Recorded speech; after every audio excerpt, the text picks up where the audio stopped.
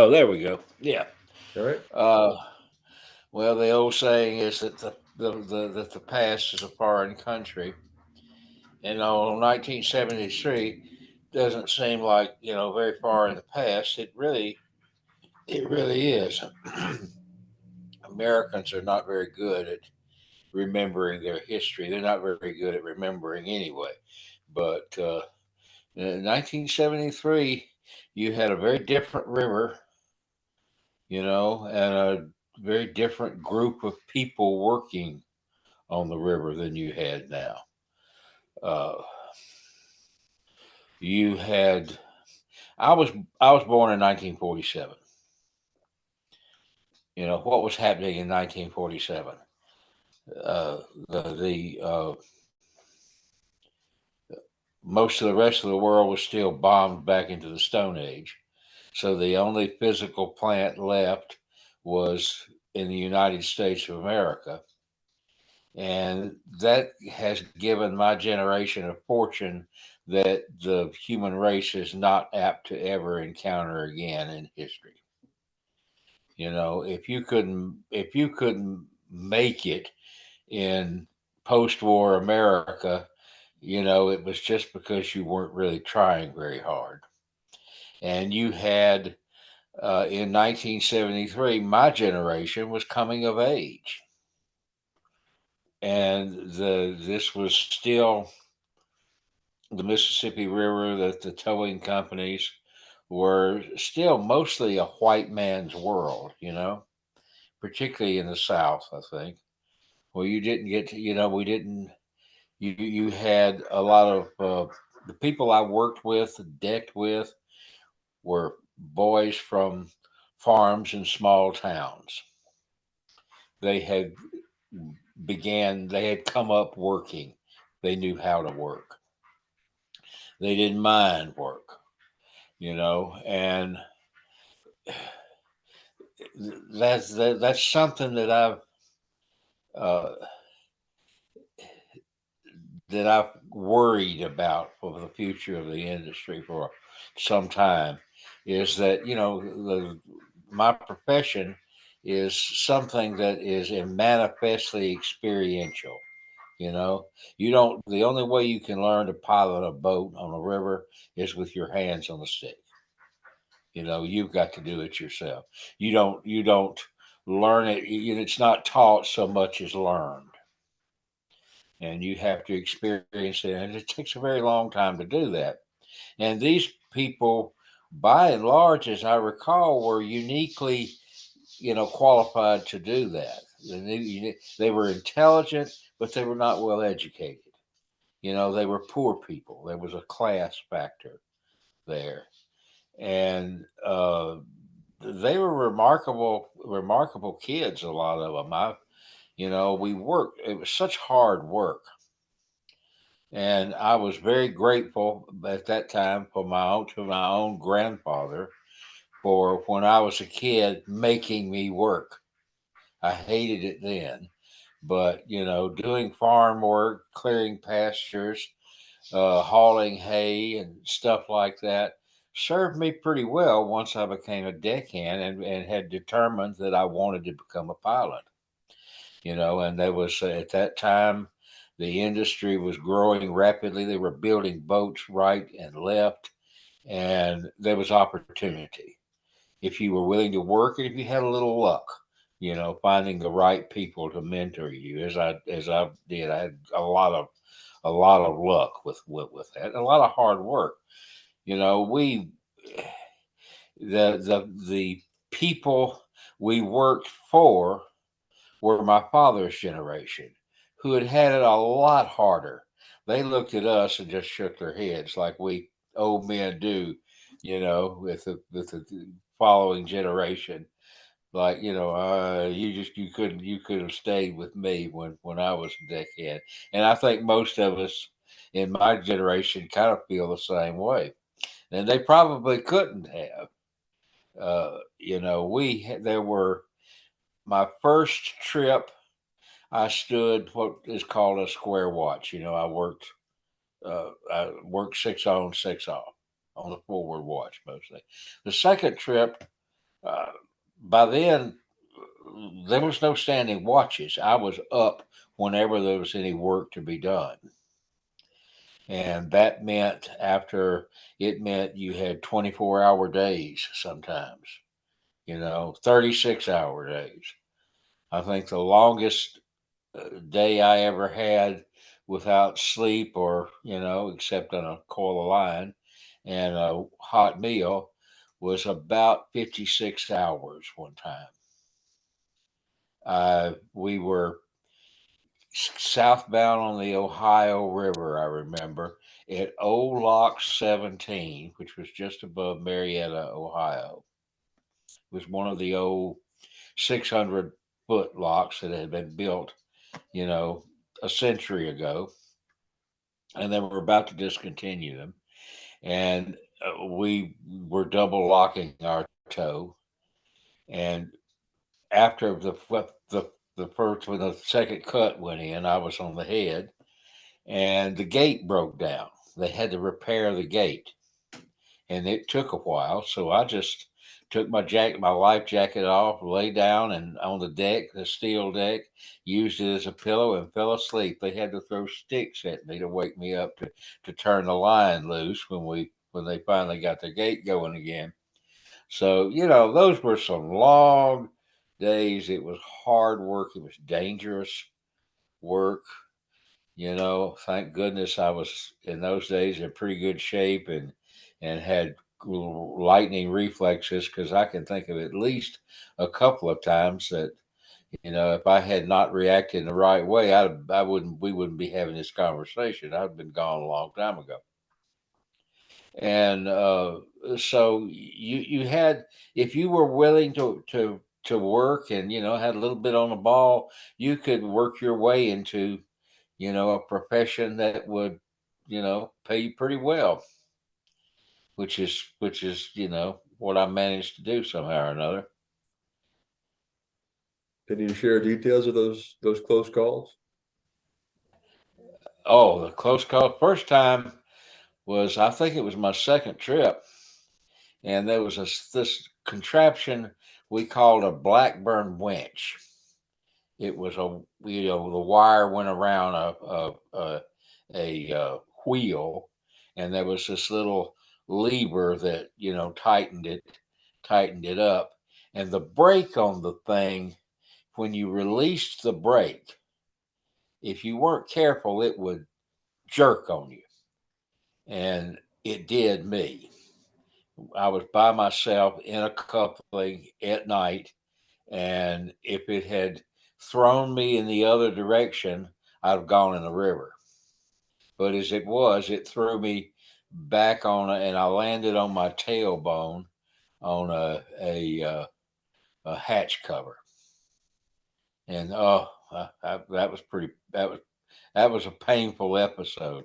And the other time that I can think of was we were docking a barge at uh, Gatex dock at Good Hope in high water. A lot of current there. It was at night, and somebody and we were having to put a line on the dock and back down on the line until we were where we were supposed to be, and then dog the line off.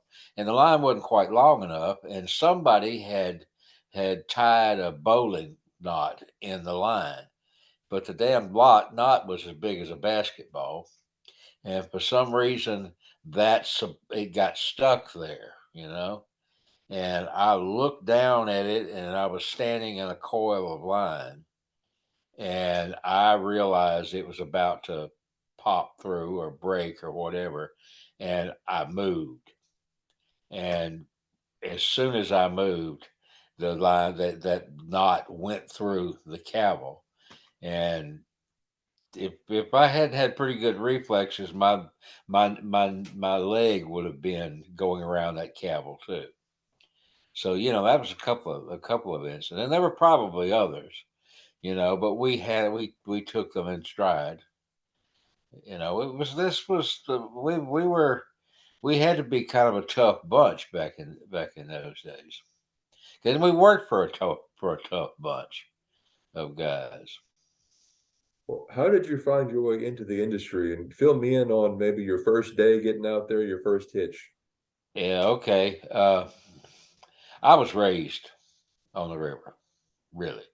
My mother grew up in Natchez, and so I was around the river all my life.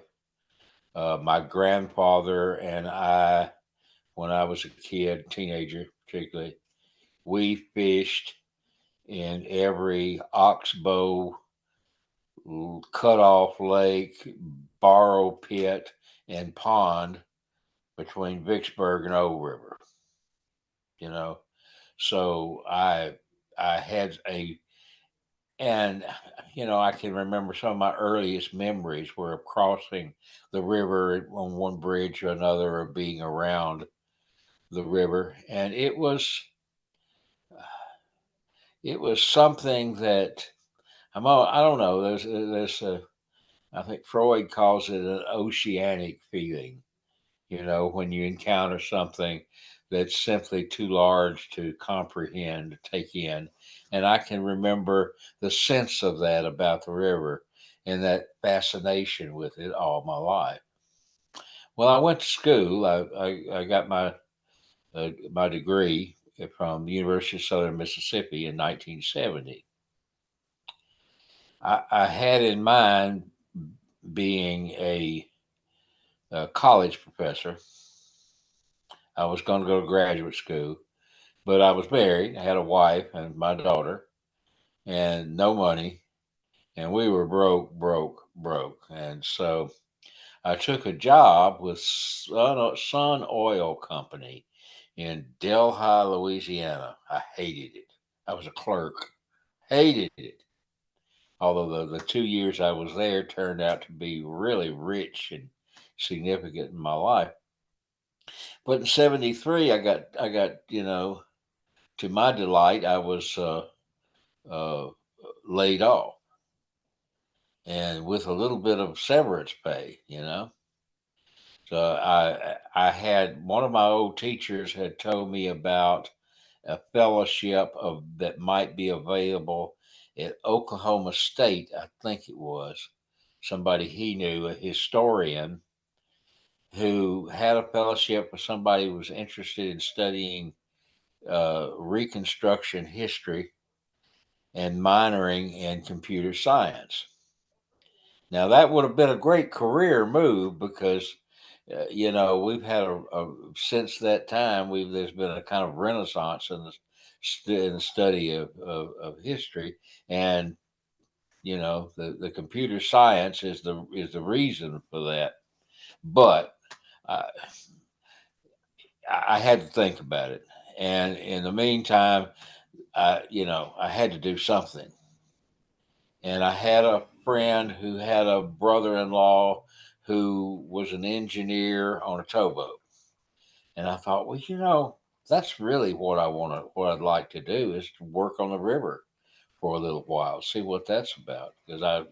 And this was during the 1973 flood, so I drove to Natchez, Mississippi, and talked. That was the operational office of Canal Barge Company, and talked to a guy there who said, "Okay, well, can you be in Greenville at 5:30?" And well, yeah, I guess I'm glad I made it. It was close. I had to go home and buy some boots and some gloves, and get packed and get ready and prepare to leave my wife and daughter at the time for 30 days, and get her to drive me to Greenville, and I made it. And I got on the motor vessel Joseph M. Jones, and I stayed on that boat for the next 2 years or so. As deckhand, tankerman, mate, and all that. And I think I knew the first trip. That I really like to be a pilot. That's something I was 8 years old when I read Huckleberry Finn. So it was not that it wasn't thinkable to me. And I can remember we were going up the river. I remember the particular captain that was on. I came up to bring him coffee or something. He was sitting there with his feet up on the console and searchlights on. And I looked around and said, "Where are we?" He said, "We're at Huntington Point." He said, "You got an eddy over here in the bend on that side and an eddy over here under the point, and all you can do is just bust up the gut." And I thought to myself, this is pretty cool. Little did I know. But that's basically, I think, where I made my decision that I wanted to do that. Were there still paddle wheel steamers running around? Well, you had the Mississippi Queen, the Delta Queen, and those, and excursion boats. I used to. I think back in the when I was a young pilot, I used to talk to John Hartford, the musician, occasionally up on the Illinois River. He would pilot the Julia Bell Swain, and I was on a towboat, and John, we had mutual acquaintances, and so we'd get off on another channel and chat a little bit, and that was up there. But but no, but I man, I still miss those guys. My father's generation of pilots. I'll tell you a couple of stories, okay? There was one old man who had been, when I knew him as a young pilot, had already been a pilot for 50 something years. Dutch Clark was his name. He was the senior of a group of pilots and friends that I knew really well of my father's generation who loved and worked with so long. And Dutch was raised on the banks of the Washita River near Columbia, Louisiana. Duty Ferry, it was called. And Dutch was he was really intelligent man. You know, he had, I mean, two of his sons were doctors. So the brains went in the family. And Dutch told me he would, by that time, he wasn't riding captain anymore. He was just riding pilot. And so anytime I was around Dutch, we'd get off on another channel and talk. He loved telling stories. I loved hearing them, you know. And uh, he, he told me how he got his start. He had he was about to finish school. There's a little one-room schoolhouse on the banks of the river, and he was sitting there, and the teacher said, "Now, Dutch, we have arranged a scholarship for you to LSU." This must have been sometime in the 20s, or late 20s, early 30s. Dutch said he looked down at his bare feet, and his overalls, and he said, "I knew I wasn't going to any LSU." And he said, "You couldn't have planned it. I mean, about the same time that she told me that, the old packet, the Betsy Ann, owned and operated by a Captain Cooley, whose grandson I came to know later on, made the turn at Duty Ferry. Said you could hear him ring the bells. You could see the black smoke when the pilot backed up on it to make the turn there." And said, Dutch said he looked out the window and he said, "No, ma'am, there goes my university right yonder." And, Dutch would tell me about places on the river that no longer were there. channels that where the river had been and wasn't any longer.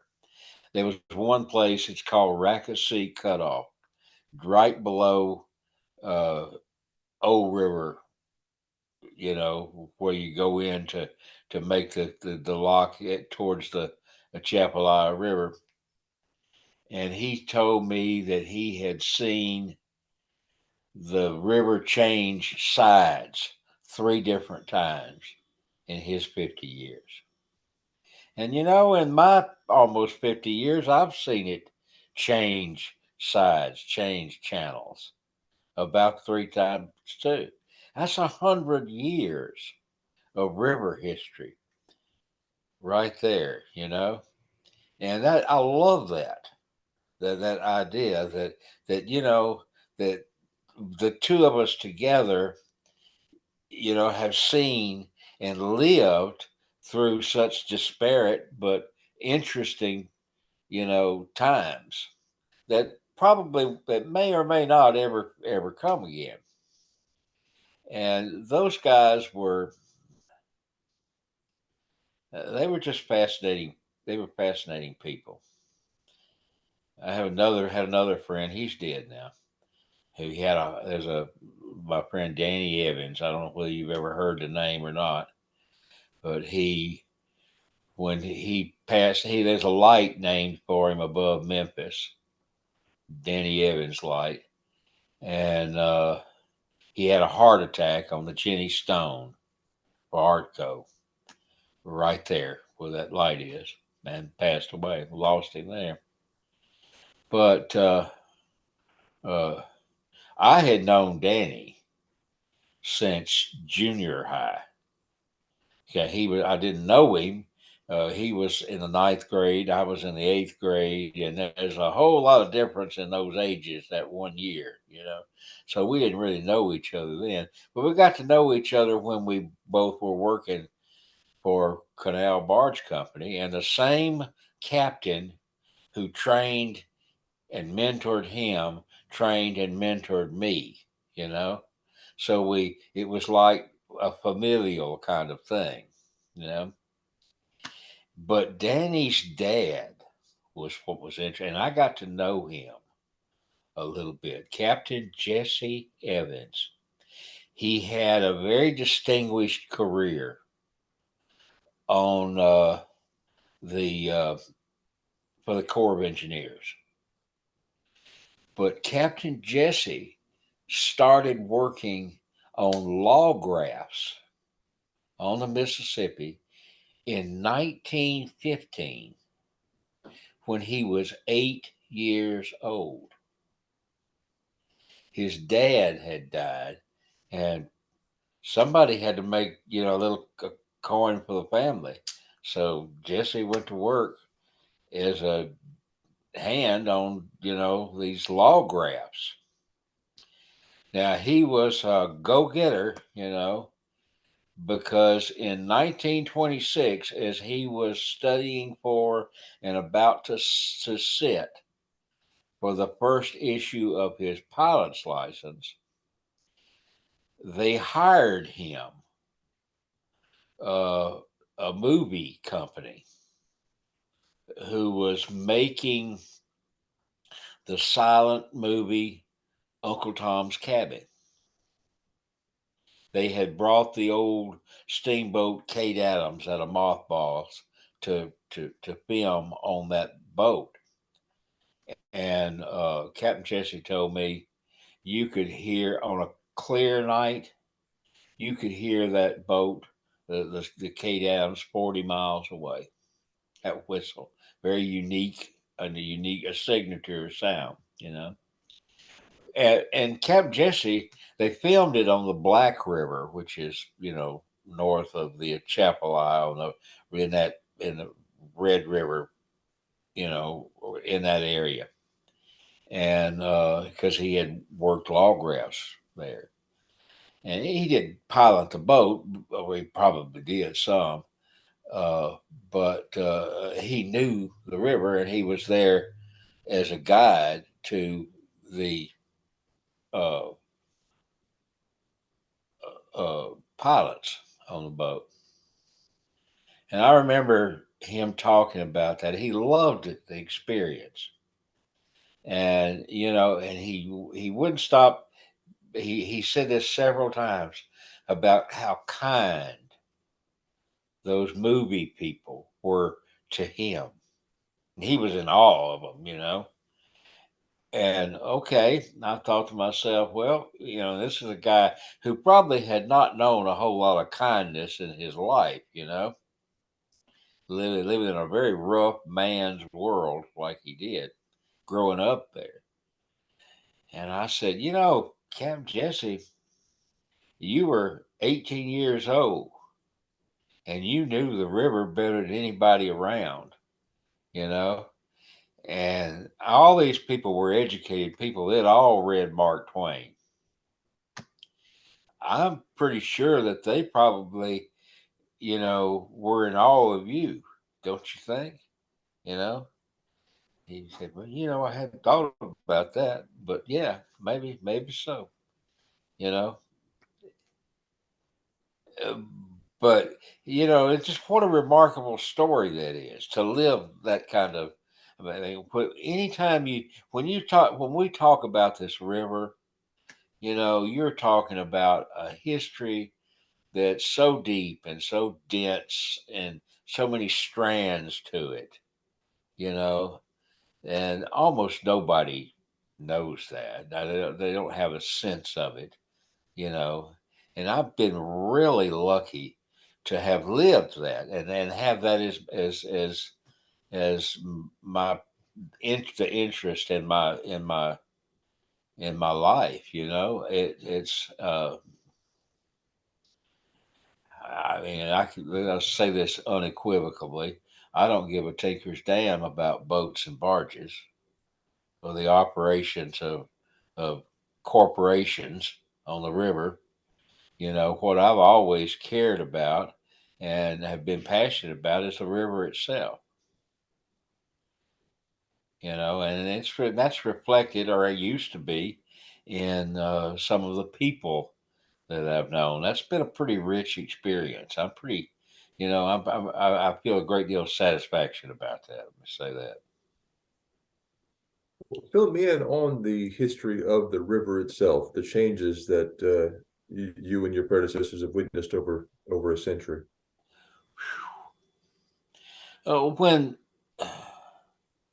When I started in '73,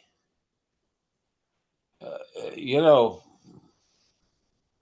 uh, well, have you ever read John Barry's book about the 1927 flood? That You rising should. tide, is it John rising? Barry, It's called Rising Tide. Rising Tide. Yes. Have It's you ever read? it's on my shelf, but I've not yet read it. No, sir. Oh, you got to read it. It's a. There are not very many books about the river that are actually worth the bother of reading. That happens to be one of them. It's wonderful, wonderful story. A lot of the questions that we're talking about, are you know dealt with in that book. But you have the signal event, in the 20th century is the 1927 flood and the decision after the flood. And this is a new development in American government where the federal government begins to understand that it's what happens in one region has a profound effect on what happens in others. We were slow coming to that. And so, and particularly after Roosevelt took office, because he understood, he saw it, in multiple dimensions. There was flood control, there was the generation of power, electrical power in the Tennessee Valley. There was labor, work, jobs for people where we desperately needed them. All kinds of navigation And of course, about the same time, give or take a decade or so, uh, the river industry as it had been. Do you?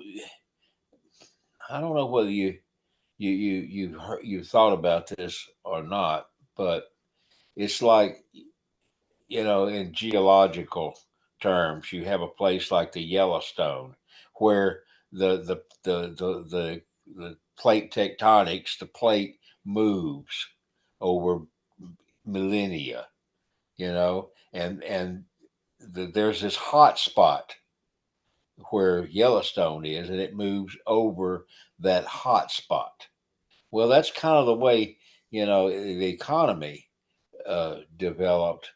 Had it not been for the steamboat, I don't know that you would have a United States of America. Because you had once you cross the Appalachian Mountains, it was two countries with no communications between them. And what finally knit them together was transportation and commerce. Now that comes with something that we there's a dark side of that. My family moved into Mississippi about 1819 and settled in what had been called the Choctaw Session. You know, so we took these lands and we displaced. We killed all the indigenous population, which made it possible for us to have their properties and turn them into properties. And at the same time, we enslaved another group of people to work those properties. So when after the steam, you had Nicholas Roosevelt coming down the river in 1811 on the New Orleans. That's the first steamboat on the Mississippi. The same year as the New Madrid earthquakes, and there should have been a prophet standing there talking about that. But uh, and of course, you had the cotton gin that was invented, and those two things together created a global economy. Historians nowadays call the Mississippi, the lower Mississippi Valley, at least the Delta, that area, they call that the American slave state. Slave, I mean, it's the American slave coast, I should say. And that's where uh, there were more millionaires in Natchez, Mississippi than there were in New York City.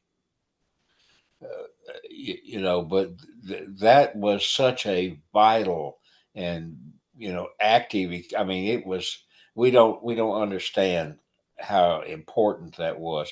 You could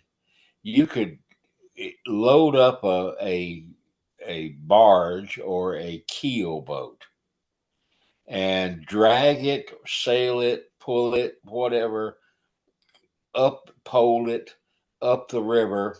I mean, the hardest physical labor that free men probably ever attempted. And it would take you about 4 to 6 months to make it from New Orleans to Louisville, Kentucky. But the contents of that keel boat were greater, or it was cheaper to do it that way than it was to put the same contents on wagons and drag them across the continental divide across the mountain passes of the Appalachians. And so when you get the steamboat, you've got so much. It just revolutionizes, and the create it creates the nation in ways that we've probably forgotten. read Life on the Mississippi. The Mark Twain will tell you all about it. And how the steamboat pilot in those days was king of the earth. Because he was the guy who was moving commerce for the whole nation. Okay, that had almost died completely by World War One. Is this too much? Am I saying okay? Not Uh, at all. it's a long story, but World War One, when we started moving men and munitions and the supplies, to be shipped out to Europe, we discovered that our rail network, our transportation network, was woefully inadequate. By then, I mean you had things like the packet boats on the Washita. You had packet boats running between New Orleans and Plaquemine. You had cheap local trade is what you boats were carrying, and there was this great ice storm, in 1915, I think it was, which pretty much destroyed every steamboat on the Ohio River. And you also had uh, you had the combine, which was Carnegie and the coal barons and steel barons had built boats and barges, and they'd load them up in Pittsburgh. Load them on the bottom of the river, and then you'd get a sudden flood, and they'd rise them up, cinch them together. No, you get out. I don't. We don't need cat. No, we don't. Go away. Uh, and then float out the rise all the way down. They didn't always make it, but with some of these huge tows. But basically, the trade was done, and so they decided after the war that we need to do something about this. 1919, they created the Inland Waterways Corporation, which was a federal organization. Now, there wasn't a lot of money went into that, but they got far more than what they paid for with that corporation. It became the Federal Barge Line, and it kept the innovation. It built boats. They kept transportation going. They tended the river. They paid attention to these things, and it wound up being disproportionately important later on. And then after the 1927 flood, Congress authorized what they call the Jadwin Plan, and that was the idea of creating cutoffs, of channeling the river with dikes and revetted banks, and all of that was pretty crude, and it remained crude until after World War II, and then they started doing a little bit more, and it got started getting real busy about the time I started. They started discovering that a lot of money could be made, but the river itself was still more nearly what it had been in 1927 than what it was in 1990. A lot of techniques that I had to learn as a pilot that uh, pilots nowadays wouldn't understand. You know, Any examples of that? yeah. Uh, the Lower Mississippi is a kind of a point bar scheme. You know, it scours the bins and of sediment and deposits the sediment on the point side around the next bend, so that a bend lengthens over time and you get an oxbow bend. which will cut off, the river will cut through it and leave an oxbow lake, you know. It doesn't do that anymore because of the improvements. But at the same time, it's still they were not very far along with that, not as far along as they had gotten subsequently. And in low water, you would still have the river is a series of bends connected by shallow crossings. And those shallow crossings, as the current comes out of that bend, it's like it's shot out of a cannon, but it splays, it fans out and begins to set down deposition.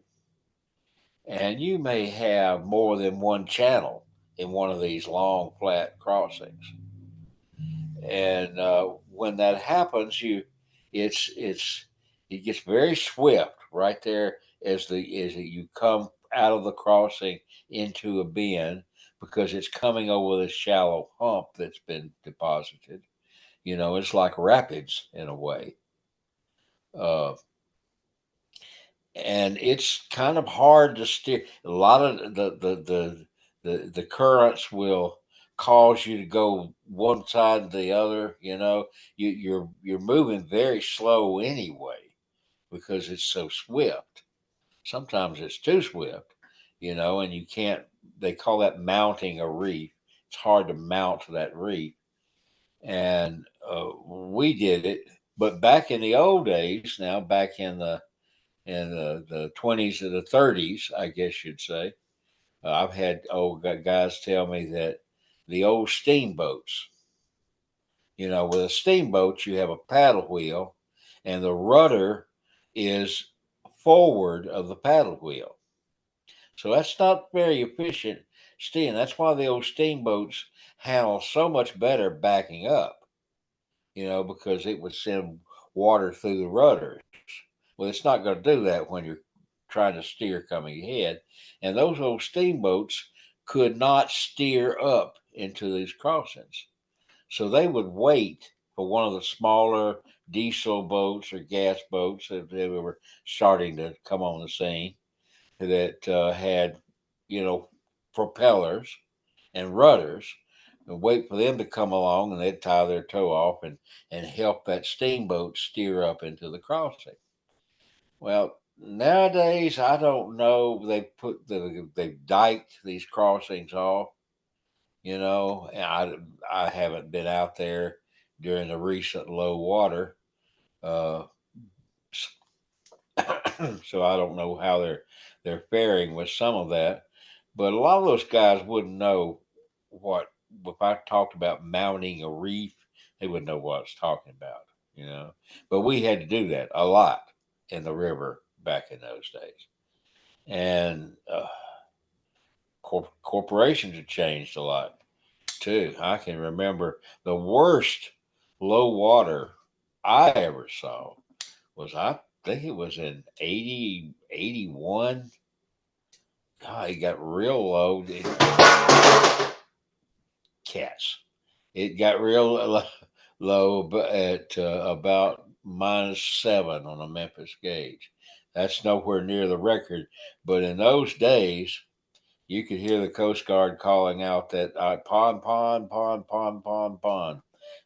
So and so is aground at such and such a place, or has barges adrift, or whatever. That was happening every watch. Because these companies would not reduce the tow sizes. They still thought we ought to have 25 or 30 barges when the river wouldn't handle that. And Lord have mercy, that was a miserable low water uh, season. And so yeah, and in 1988, that was pretty. That was a record low water in my time. But they determined after that to they I swear the river in 1995, I think it was, I first went to South America, and I worked in South America for 5.5 years. And when I came back to the lower, it's a different river. They had poured so much rock into the river that it was and is now a drainage ditch. It does not behave like it did when I started. And I'm glad I got to see it a little bit of the old river the way it used to be. Well, fill me in on the competitive landscape of the industry in 1973. Maybe some cultural characteristics of life on deck that maybe no longer exist, and just tell me about working those boats in those days.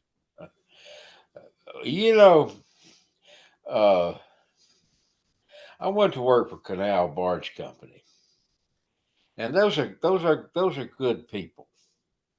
I'm glad I started out with them. Uh, some of those old captains I work with were might have been kind of rough, and these people. I don't know them.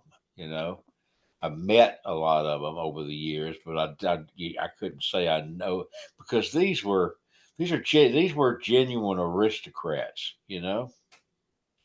Uh, that's a rare thing in the United States. West of the Appalachians, you don't see that. You see it in Natchez. My mother grew up around it. But the boat I steered on and started piloting on was named the Leonidas Polk. It was named for the Confederate general and Episcopal minister priest, uh,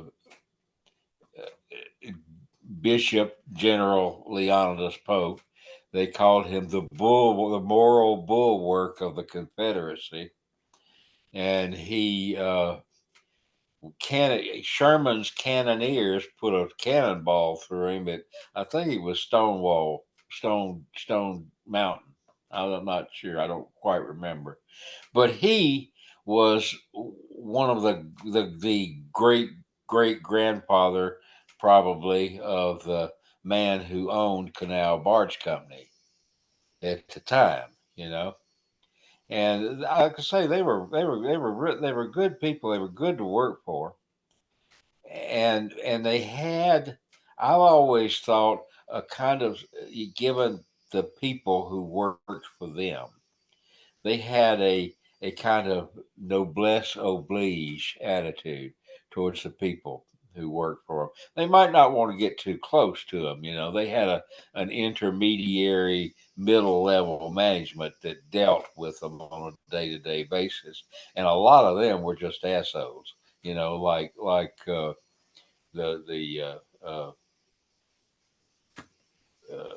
what do you call them, the on a plantation, uh, the guy who makes everybody work. I can't remember the name. Anyway, uh, but uh, my feeling was and still is that they genuinely cared about the people who worked for them. You know, uh, consequently, when my stepson, decided he wanted to work on towboats. And this is a kid who, first time he caught a boat, he was probably wearing diapers. And so when he decided that's what he wanted to do for a living, I was working for ACBL at the time. And, this huge corporation owned by CSX Corporation.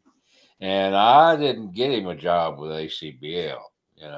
I called Paul Barnes with Canal Barge Company and said, I got my stepson needs a job," and he got him a job. And he asked me why. I said, because y'all will take care of him. I can't count on ACBL to take care of him as much, and I still believe that. So they're really good people. So that's kind of and they they were great to work for, but there was a class issue always. involved with them. And it was a whole lot worse in some other places with corporations who really didn't care much. I mean, there was people out there in the field and people in the office, and the company was the people in the office. They didn't understand what those people out there did, and they didn't much like it that they had to pay them to do it. And it was brutal. It was brutal work. It was really hard. It was hard work. Uh, and of course, in those days, you had no communication with the office. If you were on a boat for 30 days, you were on a boat for 30 days. You probably were not going to talk to your wife or your kids unless you were loading or unloading at a dock and could go up and use a payphone, or run up on the lock wall where you were making a double lock and use the payphone. You had marine operators on the radios, but everybody could listen to that. We didn't have telephones or anything resembling that on towboats until the late '80s, early '90s. So it's a different world. You're isolated, and as far as the corporations are concerned, is the base of operations, the act that makes you money, that actually does the generation of revenue, could be 1,000 miles or 2,000 miles away from you, and without any communications. And I think one of the things I started to notice, and later on, is that management changed. We had your the only person you could talk to in the office was the port captain, the marine superintendent. He actually knew what you did for a living, and if you were lucky, you had one who actually cared what you did for a living, and appreciated it, because you had a bunch of people in offices, and the office staff, like administration and universities and schools and everything else, it kept getting bigger, and the workforce kept shrinking a little bit. And at some time, I don't know. I think it started. I saw it happening in the '60s. You began to have this uh, business administration, or business degrees, that it was as if you went through the proper schooling here, you were qualified to have to deal with or make or manufacture any kind of widget. It was transferable to everything, and that was not necessarily the case with the river industry.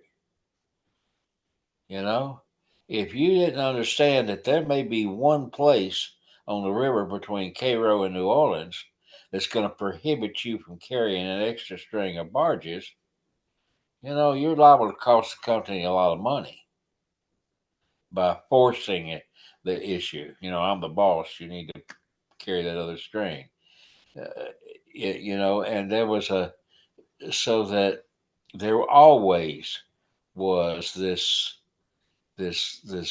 failure, or this distance between the people on the boats and the people in the office.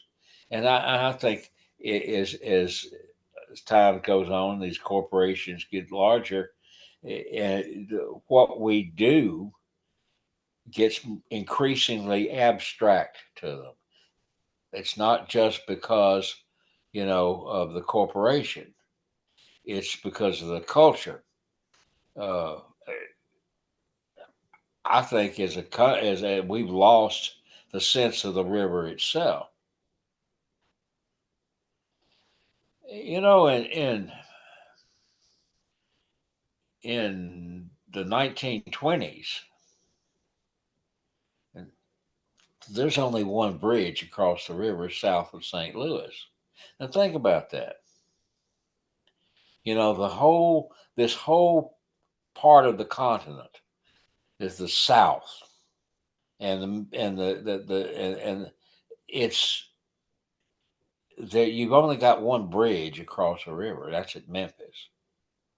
Then later on, you get this bridge built in New Orleans and Baton Rouge and Vicksburg and Greenville and Natchez, and that changes as you get these interstate highways. Then you get a different kind of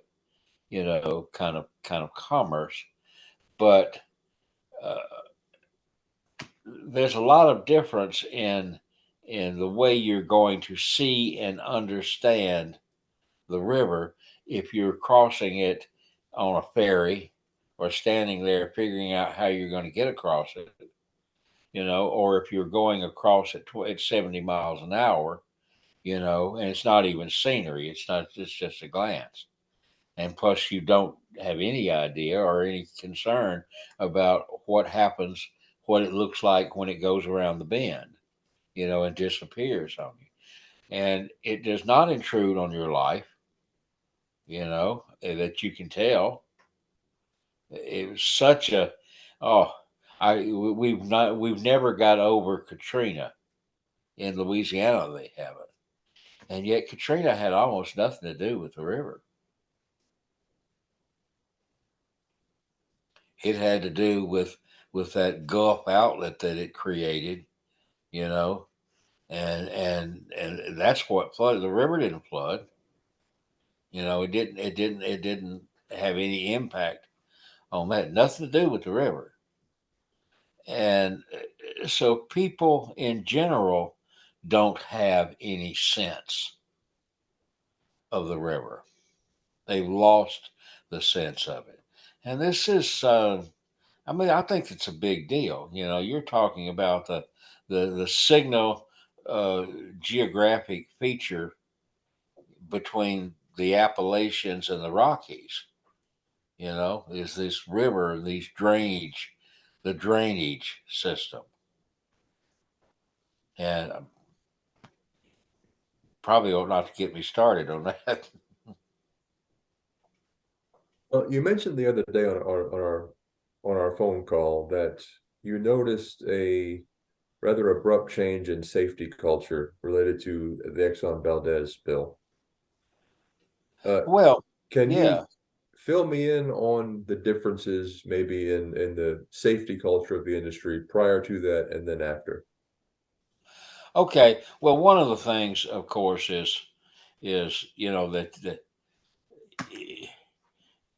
when you're on a towboat in 1970 or 1973, you're isolated.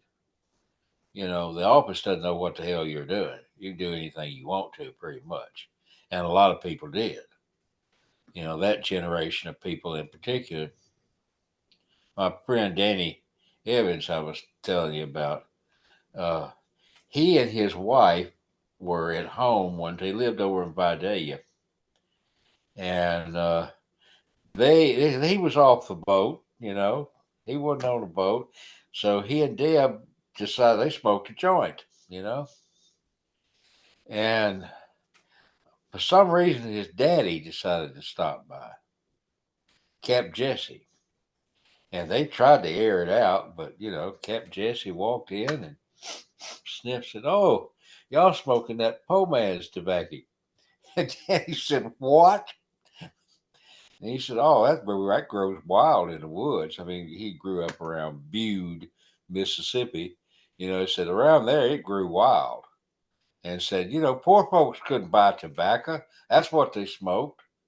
They smoked that stuff instead, which gives you a whole different, perspective on those old men back in my youth, standing on the street corner, their hands in their pockets, drinking Coca-Colas and shooting a bull.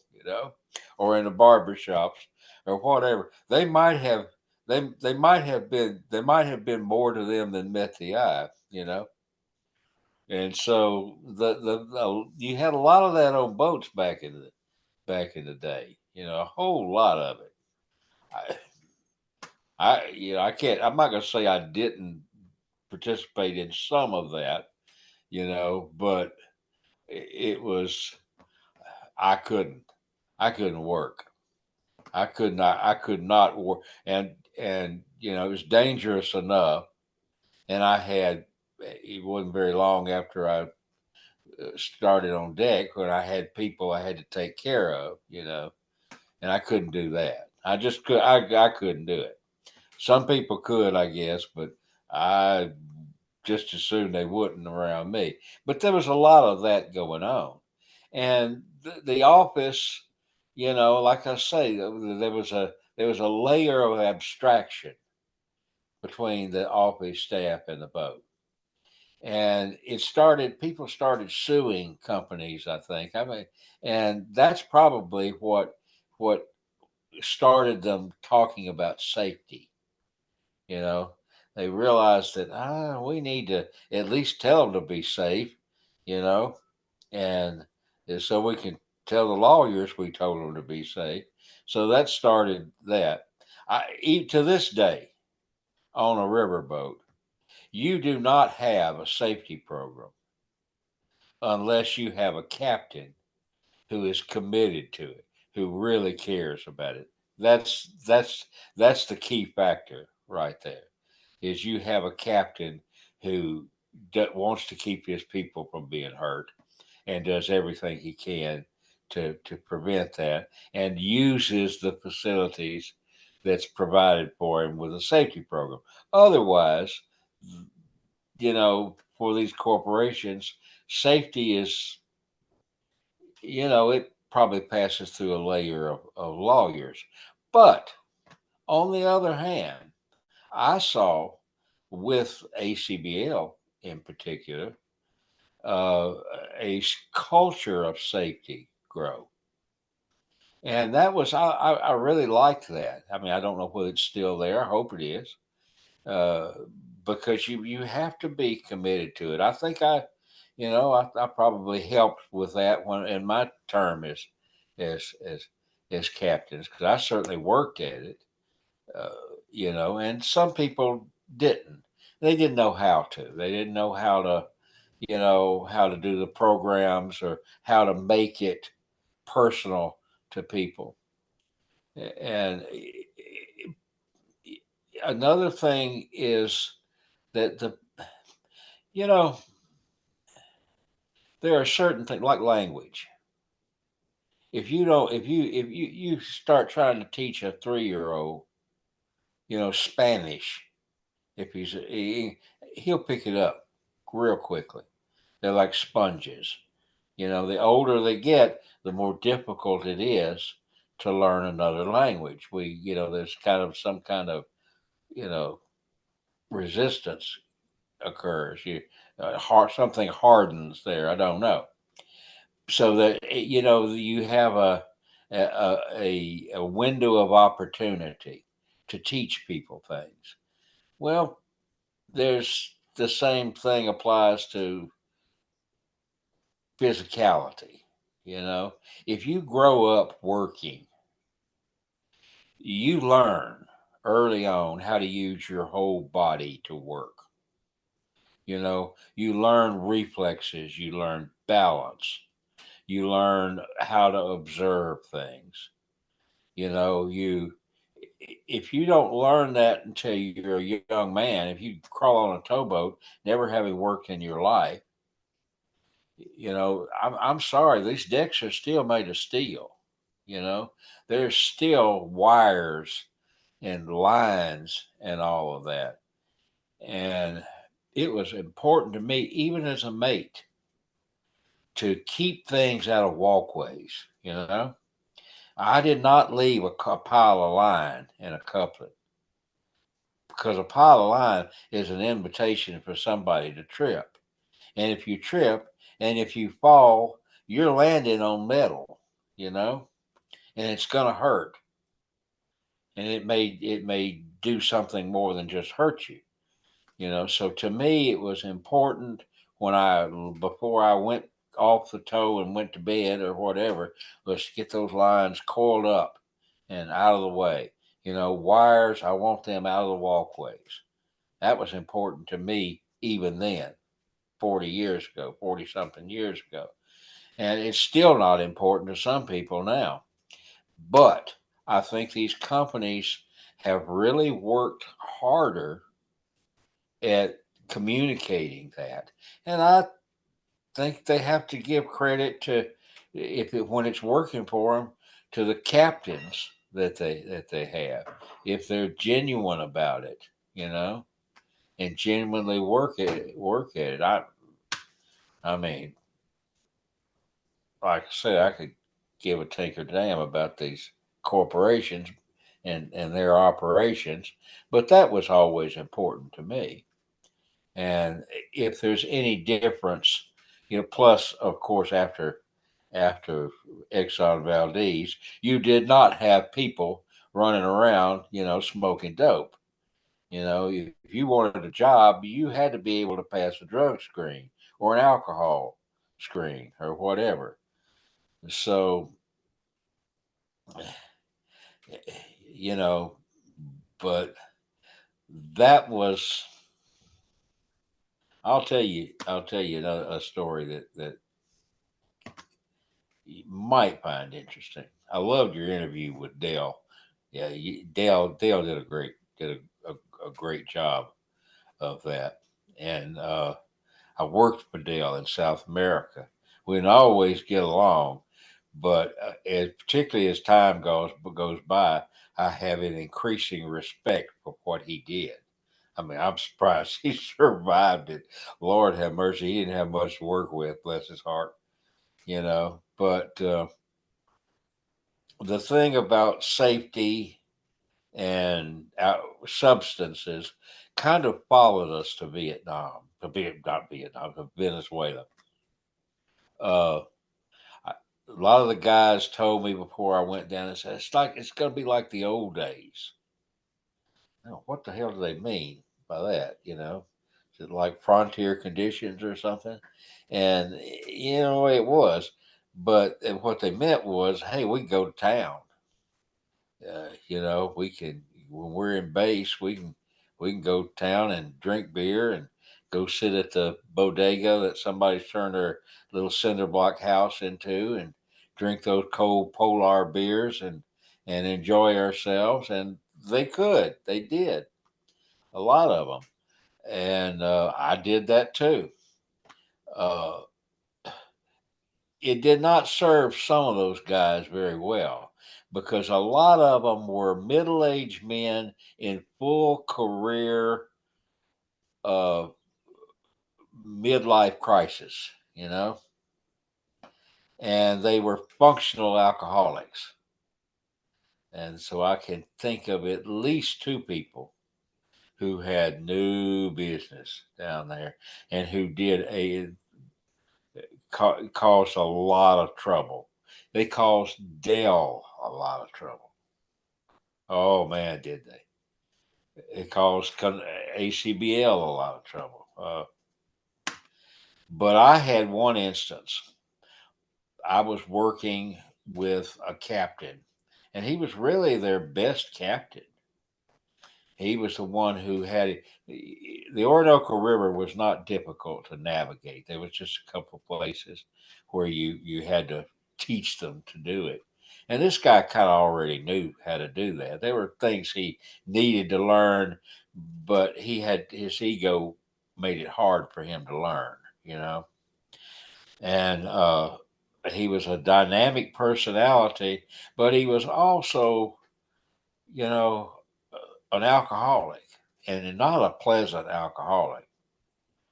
And we were up near the Colombian border at the bauxite mine one trip, and I pretty much got along with him. It was his young pilot I was trying to teach. There wasn't much to work with there, but him and his young pilot wanted to go up to the Indian village near the dock and buy a Christmas pig toward the end of the season. I said, yeah, okay, I'll cover you.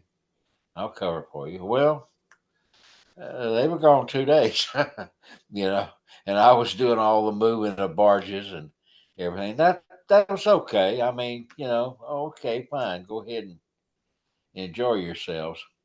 But then we got loaded, and I was waiting for them to come back, and they came back, and they were drunk, and he was pissed off. I had my mate was a young Hispanic man, and his Spanish was not all that good either. Mine was pretty much non-existent. His wasn't all that great, but he got enough of it, enough to tell me that this guy was really, he was cussing me out, talking about this is my river, this is we don't need a bunch of gringos and this and that and the other, and I was trying to tell him, look, you guys go to bed, get some rest. I'll take it out of here and drive it, and then you get up in the morning and come relieve me, and you take it from there on down. He wouldn't have any part of that. So he turned loose and wheeled that tow around. Now, everything in that river would eat you. Right there around that dock, all up and down that shore. If you turn your light on at night, you'd see caiman, lying around with their eyes shining. You had caribe, piranha. Everything had tusks. We used to joke that if you fell in the Orinoco, we wouldn't throw you a life jacket, we'd throw you a fire axe so you could fight your way out. And here was this guy doing that, and I knew he had already done it once like that to my partner. And so I knew this was that this wasn't he was not gonna stop doing it. You know, and I'm thinking that he got it, he did okay. He made it, didn't sink the boat, but I'm thinking to myself, one of these days, this son of a bitch is gonna hit those rocks or something over there across the river and sink this boat. And I'm down here representing this corporation. I may not, my sympathies, may be with the working people here. They used to joke with us, "You gringos are crazy. You guys, you live to work. We just work to live." You know. Okay, I'm sympathetic to that more so than to CSX Corporation, but I'm representing the corporation. I've got a responsibility to them. This is a boat worth several $1 million, cargoes and barges worth a lot $1 million, and a bunch of people living on a boat. And here's this crazy man, drunk as a lord, you know, spinning this boat around. And I knew it was probably going to cost me my job to do this. They probably were not going to bring me back to Venezuela. And I hated it. I hated that idea. About 2 o'clock in the morning, I talked myself into get the only way I had was a single sideband, which I managed to make a call and wake poor Dale up at 2 o'clock in the morning to tell him, look, I can't tolerate this. It's got to be, you got to send me home or you got to do something about this guy. I can't handle this. And I'll tell you what, it did not help Dale either. It hurt both of us. And it was hard for him because this captain was probably the best he had, you know? And he fired him.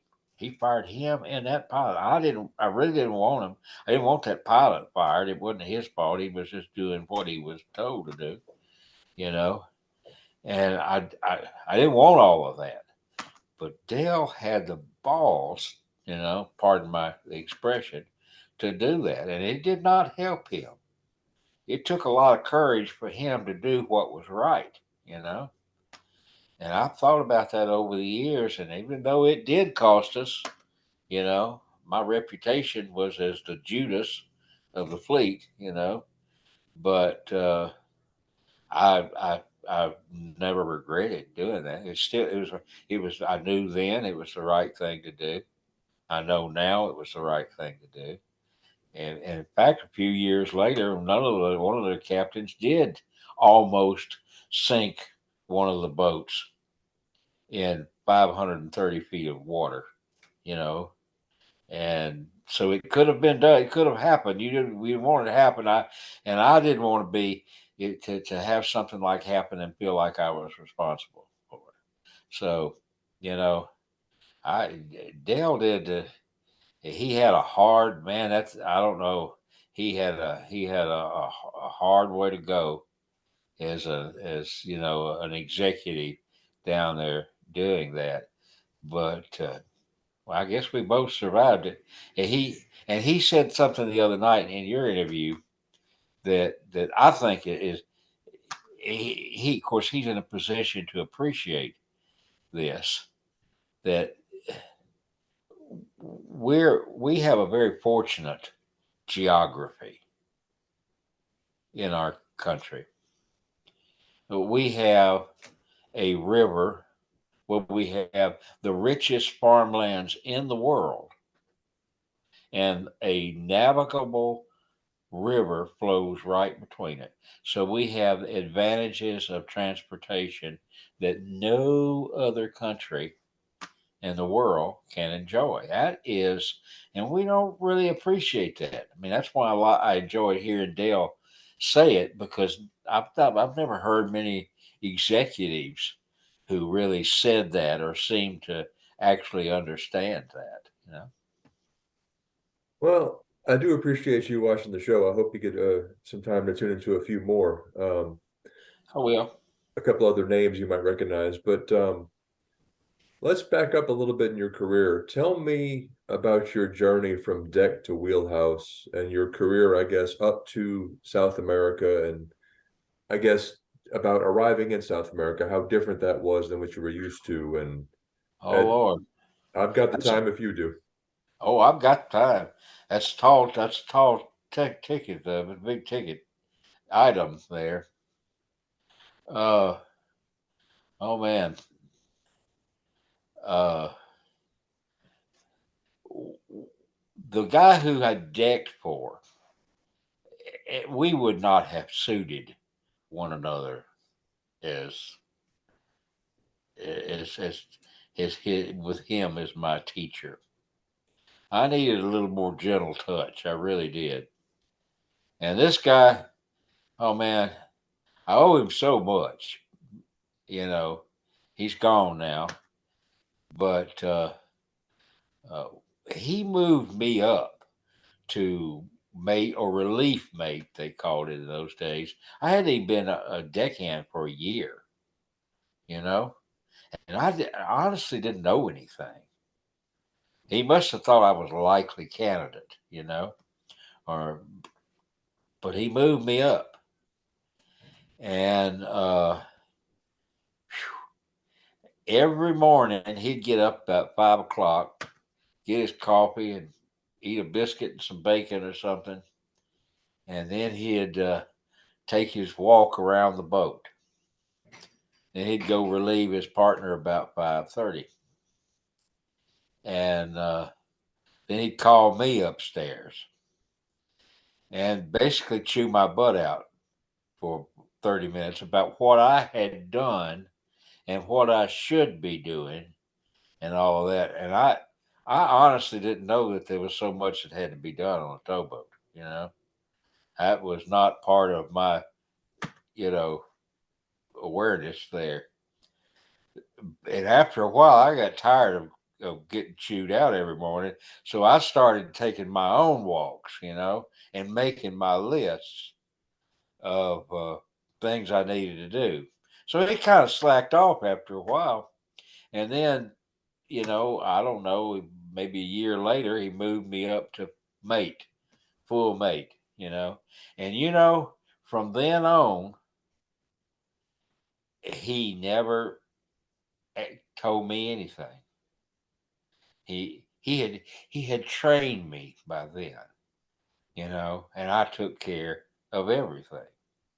So, it was like, okay, he's not chewing me out, so I must be doing it right.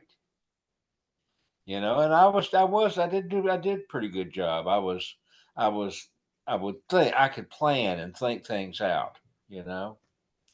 There was one time we came out of the Kanawha River at Point Pleasant, West Virginia, back into the Ohio. We had been up the river unloading a couple of barges, and then came back and fleeted those empty barges and grabbed the rest of our loaded tow.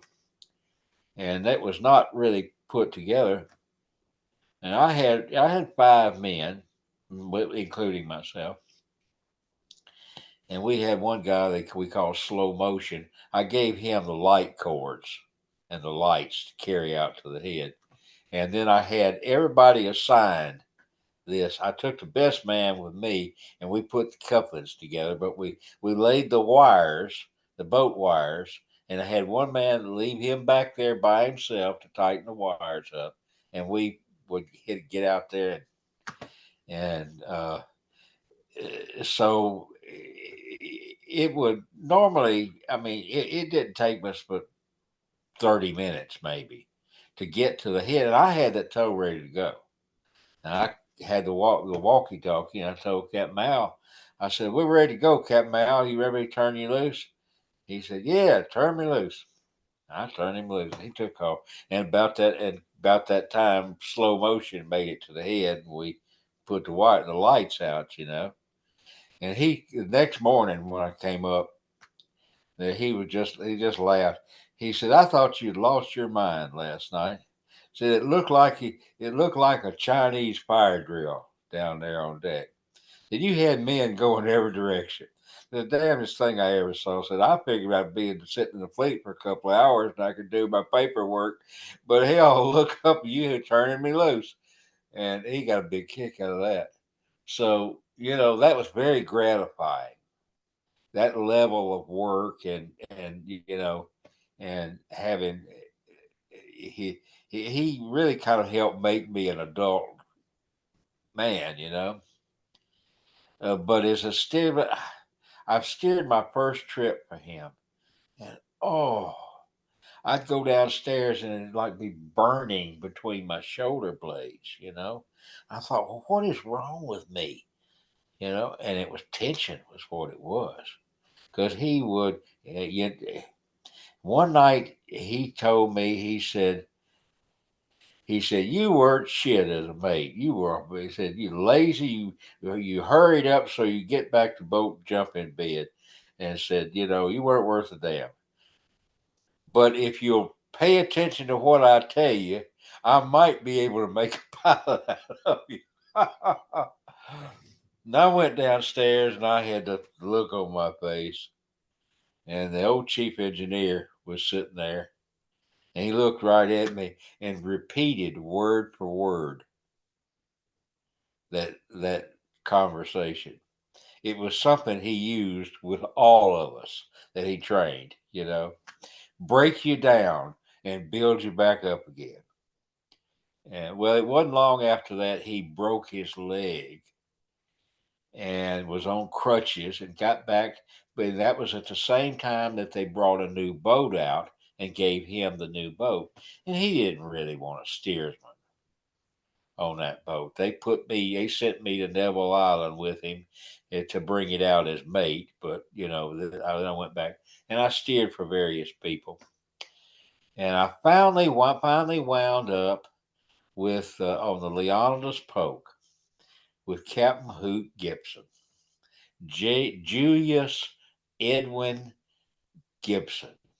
Hoot. Yeah. Nobody called him Julius or Edwin. It was Hoot. And because nobody else had a real name, he didn't have a real name. Nobody else got one either. Everybody had a nickname on the boat.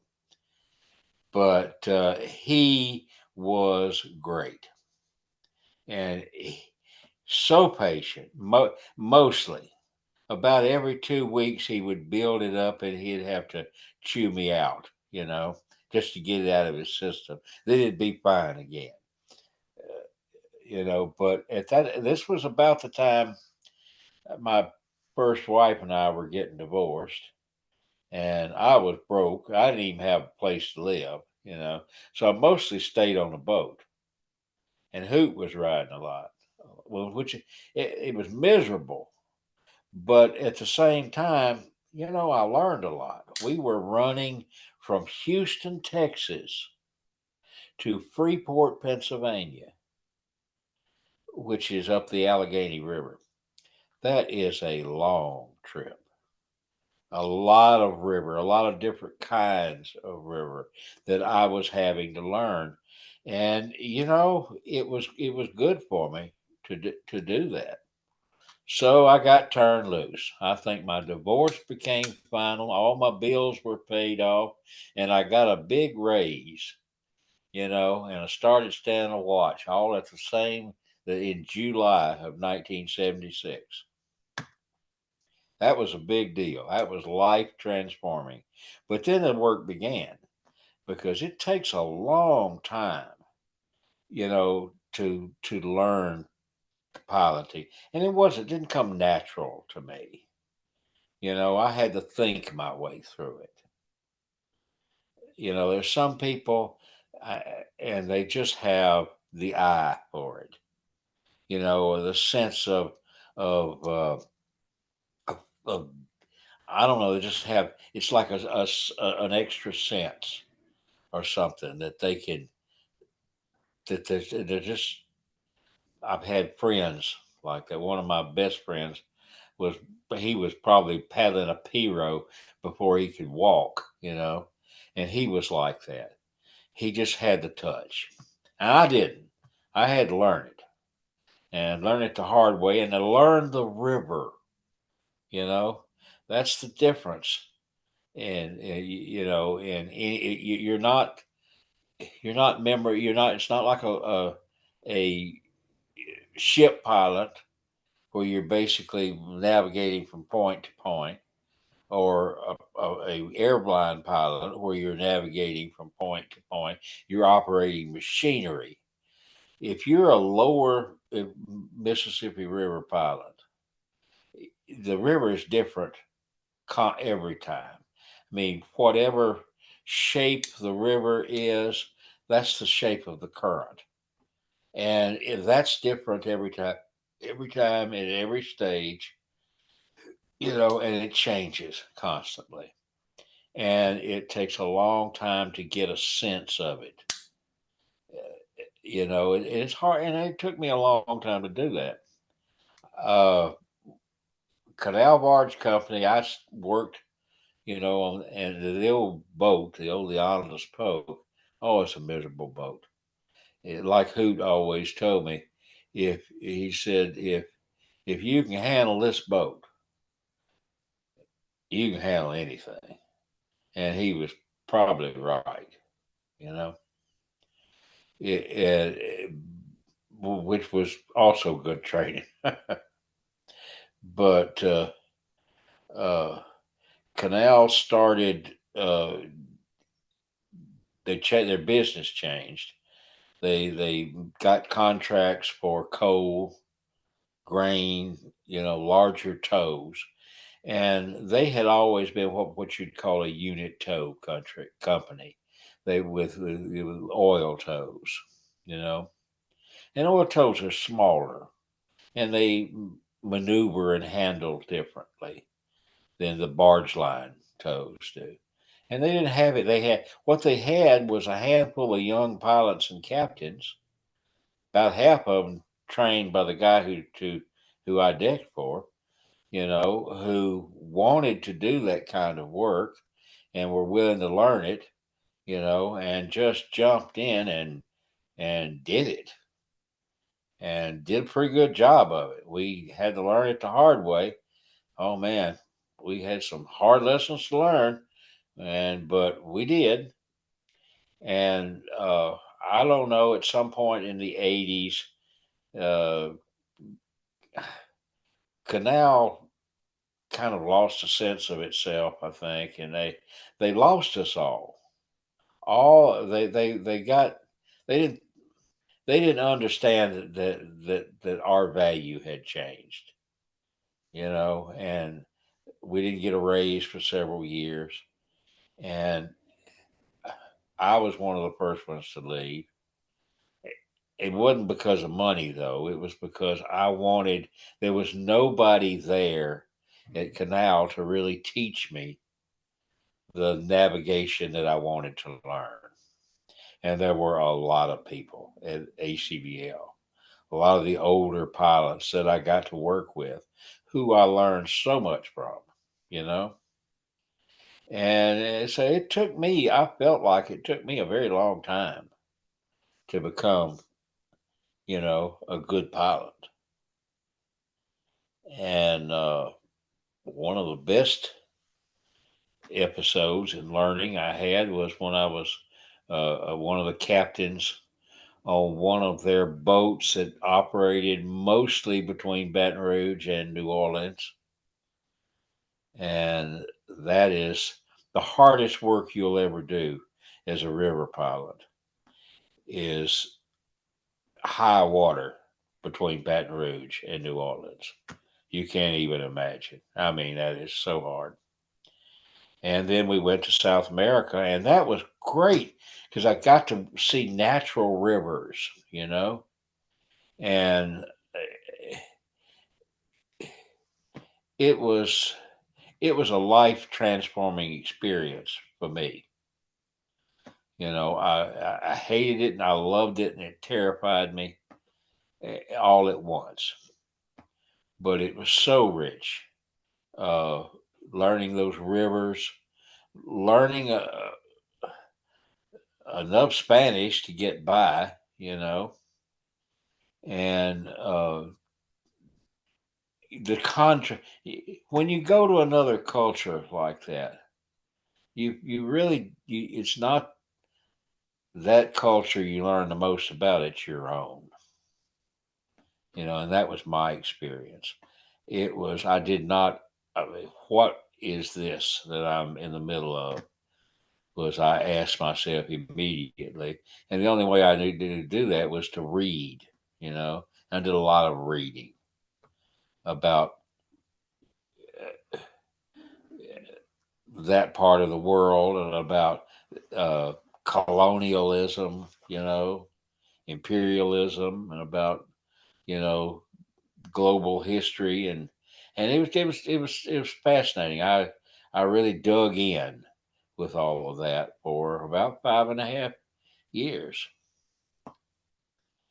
and it's a tremendously rich experience. Tell me about Venezuela. How big of a tow were they running before you got there? And then I guess what did y'all transform it into?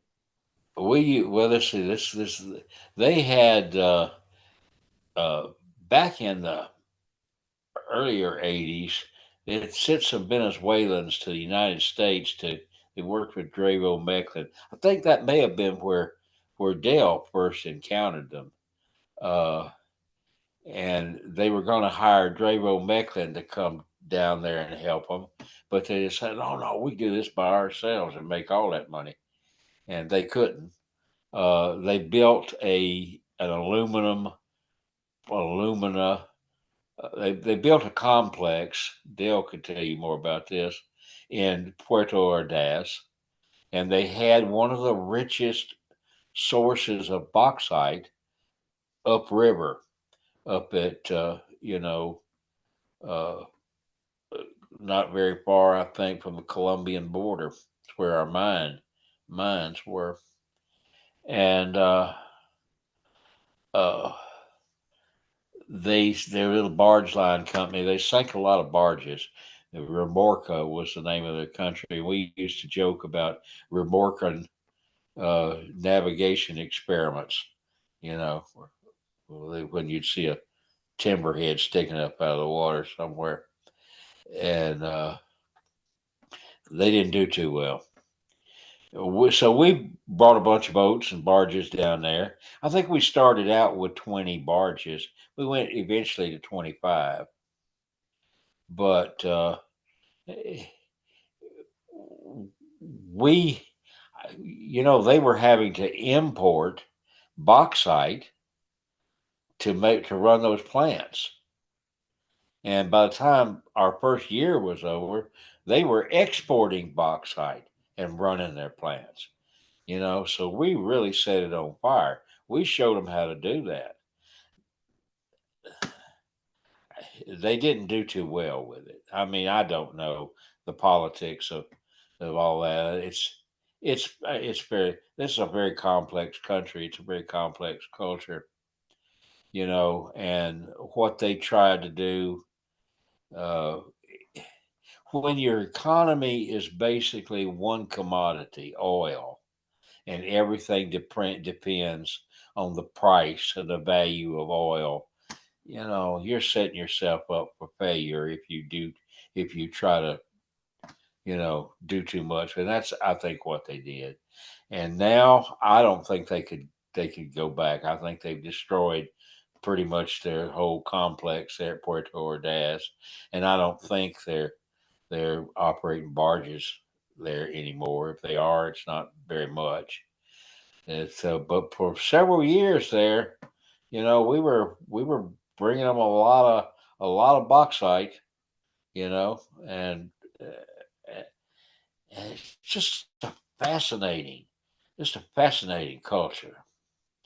I mean, we were working with people who were living literally in a kind of a lean-to on the riverbank, running around in a hollowed out ceiba tree with a with a big motor on it, fishing and and they were great people. Loved the people that we worked with. It was a complex culture, though. I don't know how Dale survived it. It had to be tough on him. Uh, you know, and I wonder about it. We never really talked about this, never got a chance to talk about it. But I wonder what he had to go through there.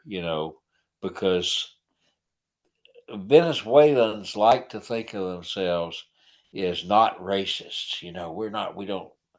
They call themselves a cafe con leche culture, which is total nonsense. There are so many degrees of color, and of caste in places like that, and they don't see it because it's so close to them, you know. And I wonder how that he. I know he had a tough time with it. Probably had an even tougher time in Argentina, but uh, but it's fascinating, fascinating culture. There was one little town that we would go to when we were at the mines. We'd go in and visit, and or some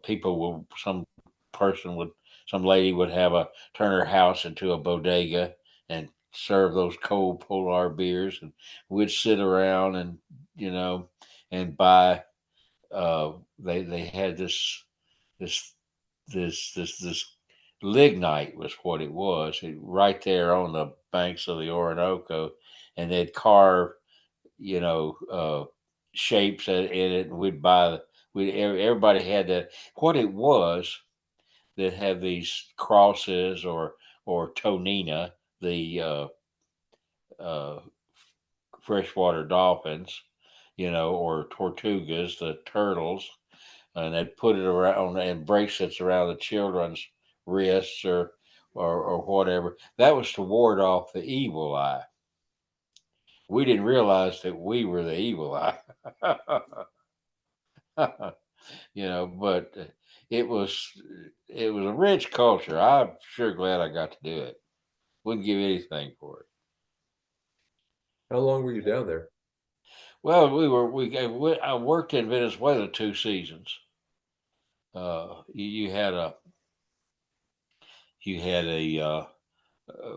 wet season and a dry season.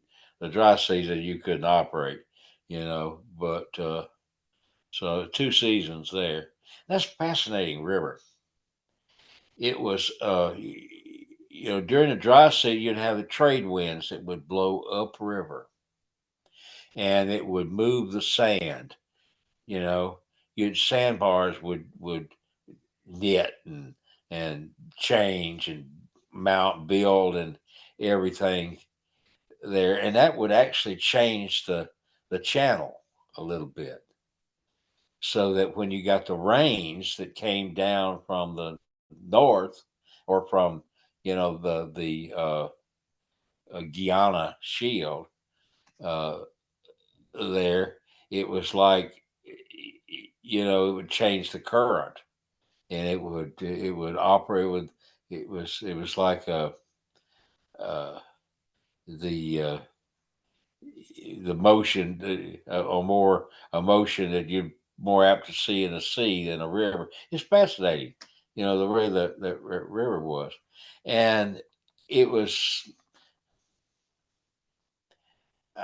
I got hold of a book when I was down there. I've got it around here somewhere. It is in Spanish, so I really couldn't read it only with difficulty. But it was crazy. It was this plan to join all of the watersheds in South America together for purposes of navigation. That's insane. Now, the South America has the richest riverine systems in the world. You've got the Orinoco system, the Magdalena system over around Colombia. You got the Amazon system, and the Paraná, Paraguay systems down south.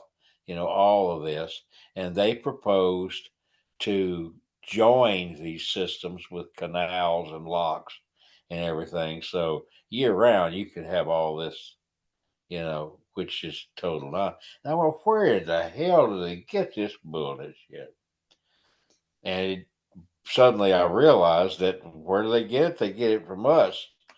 The chart we were using on the Orinoco had been created in 1940 on an original uh, survey by the Army Corps of Engineers of the U.S., the uh, similar agency in Venezuela, and other. What was happening was you have Rio Negro, which is part of the Amazon system. It's a big river, and that's where the rubber comes from, up the upper reaches of the Rio Negro. There's great stories that go with that, brutal, brutal stories that part of heart of what's his name's Heart of Darkness was based on what was happening in the rubber plantations up in the upper reaches of Rio Negro in Peru and so on and so forth. But anyway, the Rio Negro and the Orinoco share a common source on the Guyana Shield, which is some of the oldest, you know, geography in the world. It's Have you ever seen the movie Arachnophobia? I have Watch it not. sometimes. It Okay. starts out with this plane flying underneath this mountain, and this mountain is this huge plateau, and that's what they call in Venezuela a tepui. It's what's left of ancient mountains. There's nothing left. All the biomass, all the nutrient is in the biomass itself. There's none in the rocks and the soil left. So you get rivers that come out of there that are what they call black rivers. They're inky colored, And there's a canal, they call it the Cascari Canal. It's a natural canal that kind of flows both ways. seasonally, and it feeds both the Rio Negro and the Orinoco, some of the wildest country and most remote country in the world. Uh, and they had in mind channelizing that, creating a channel, a canal, widening it and making the Orinoco navigable so that they could divert some of the rubber ships down it, because the Germans were sinking all the rubber ships at the mouth of the Amazon. And the mouth of the Orinoco is very different. You have multiple entrances and everything, and that was their idea. Of course, they abandoned that, as the Allies began to to to realize some victories, but that's where our chart came from. That was our navigation chart, and so that's where this crazy idea, the idea that they could channelize and create something like that in the South America. What kind of hubris is that? Who imagines that they could do shit like that? Well, we do. Take a look at the Mississippi. At the western rivers, which are all channelized to that extent, and it's a great resource that we have, but there's might be some question about whether or not it's sustainable. How do you think human intervention has affected positively or negatively the river system itself in this country? Oh, negatively, you know, we you heard of the Dust Bowl, right? Fill me in. Well, the Indians would set fire to the prairies every year so that new grass would grow. And I mean, the natural grasses in the Midwest, are very deep into the soil. And all of that has to do. I mean, it's why you have these enormous buffalo herds. Ken Burns just did a wonderful documentary about the buffalo. He didn't mention the the when we started. Well, what is his name? His name escapes me.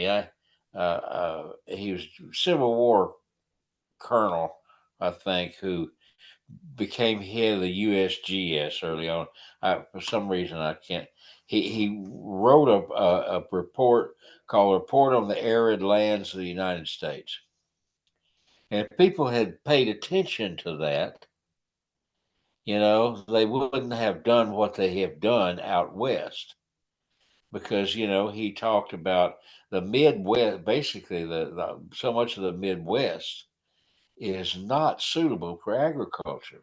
It's great for grazing, you know, but once you dig up those deep roots, and plant with shallow root crops, the first thing that's going to happen is the prevailing winds are going to blow all that stuff away, and you're basically going to have the Great American Desert, which is what a great deal of what happened with during the Dust Bowl years. Now, as for the rivers, I tell you, we don't understand, we don't appreciate how complex the river is. Back in, I don't know, in 98, 99, I went to a conference in Memphis that the National Archives did about the river, and it was just fascinating. And I met a guy named Roger Sauché.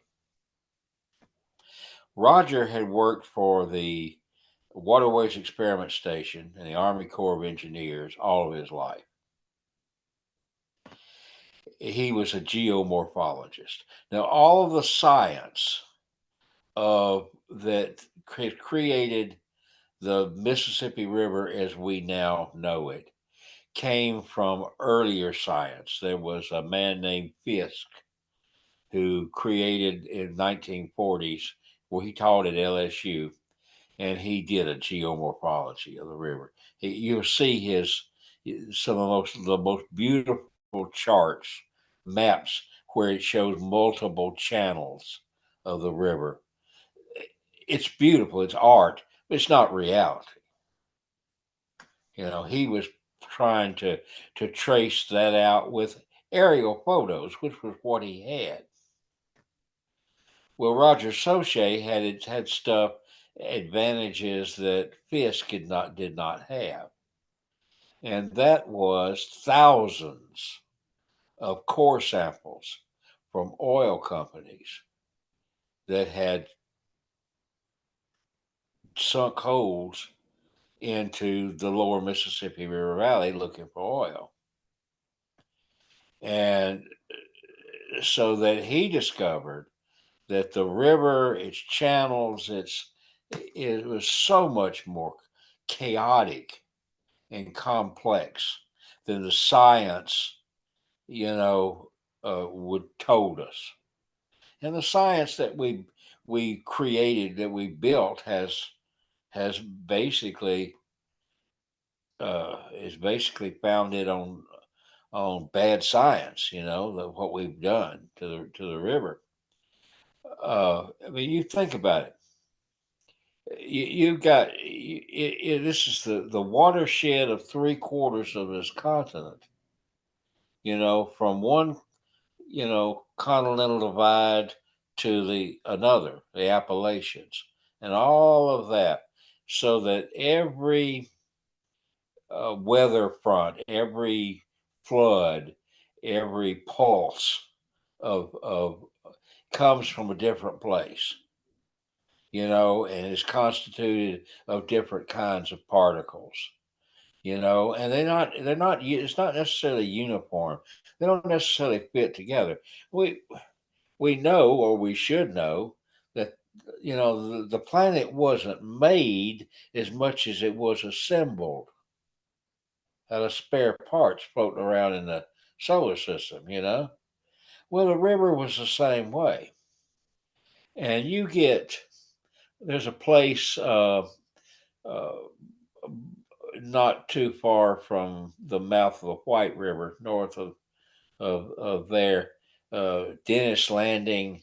It's called Mason Landing. Uh, Man, we had a hard time with that place for a long time. It was They put so much rock across the old. It was old 69 point. It was 68, 69. I don't remember. I have to look that up. Point way. We used to run the point way a lot, but they tried to force it down the bend. Well, the bend just wouldn't get any wider, and there were times when it was so swift you could be there all day trying to push a big toe up around that bend, and all kinds of people got their toe busted up, and barges scattered everywhere because that bar was gravel. Where did gravel come from? Well, it had to be glacial outwash of some kind, wouldn't you think? I don't know, but it was pretty stubborn material.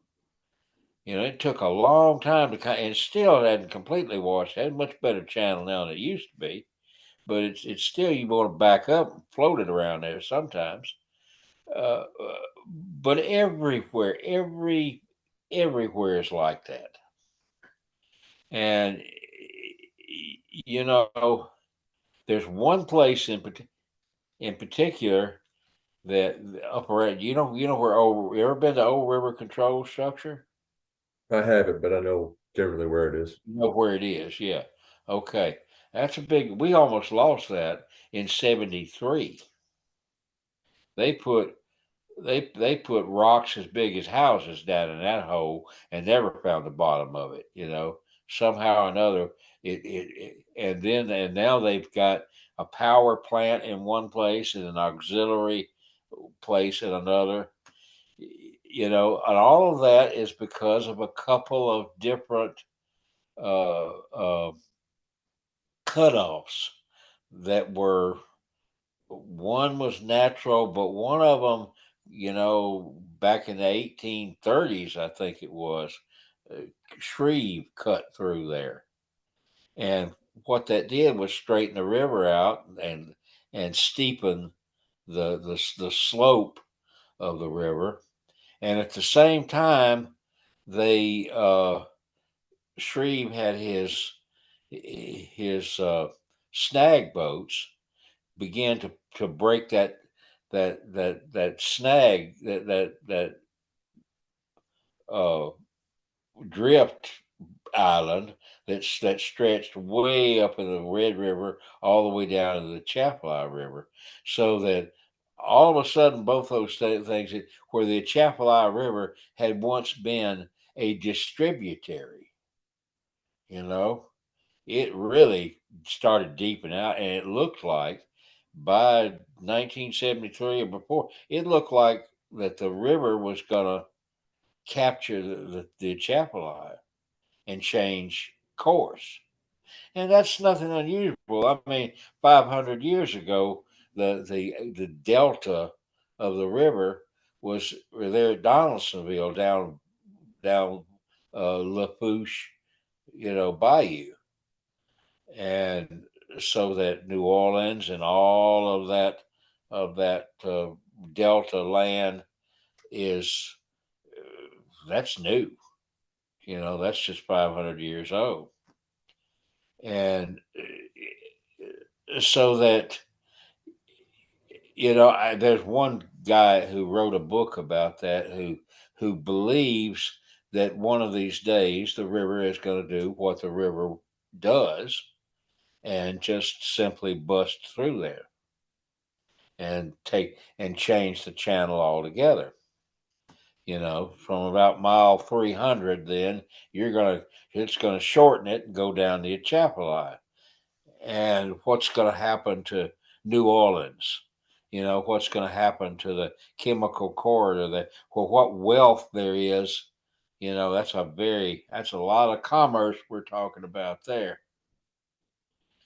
You know, and that's why I was mentioning when about Dale when he was saying people take that for granted. They don't understand that's that might be more tenuous than they imagine. You know, uh, you live in Baton Rouge. Right outside of it, yes, sir. Well, next time watch the river. Next time you get a flood, if it gets up around 40 feet, go make a cross across the 190 bridge. Cross there and look upriver if you can. Or come around and park on the levee and look at it. Uh, this is an interesting place. Uh, these corporations don't really know what I know about this area, this part of the river. You have this big sharp bend, Thomas Point, way well up above there. There's a lot of fleets between Thomas Point and what they and Wilkerson Point they call it. There's no small irony in the fact that when I started piloting boats, I started working on a river they called Wilkerson Point Free Point, right across the point from the Southern University. Southern University sits on a bluff, which is the last high land, Baton Rouge, that you're going to get you until that you're going to find in the lower Mississippi. Last high ground. And above there, you got I mean, you've got swamplands, Devil's Swamp, and all back in there. The river can kind of spread out in there a little bit. It gets pretty swift up there around Thomas Point, around that turn, but still the river can spread out. But when you get to Wilkerson Point, there's no more spreading out. You're going down into a gorge, a man-made gorge.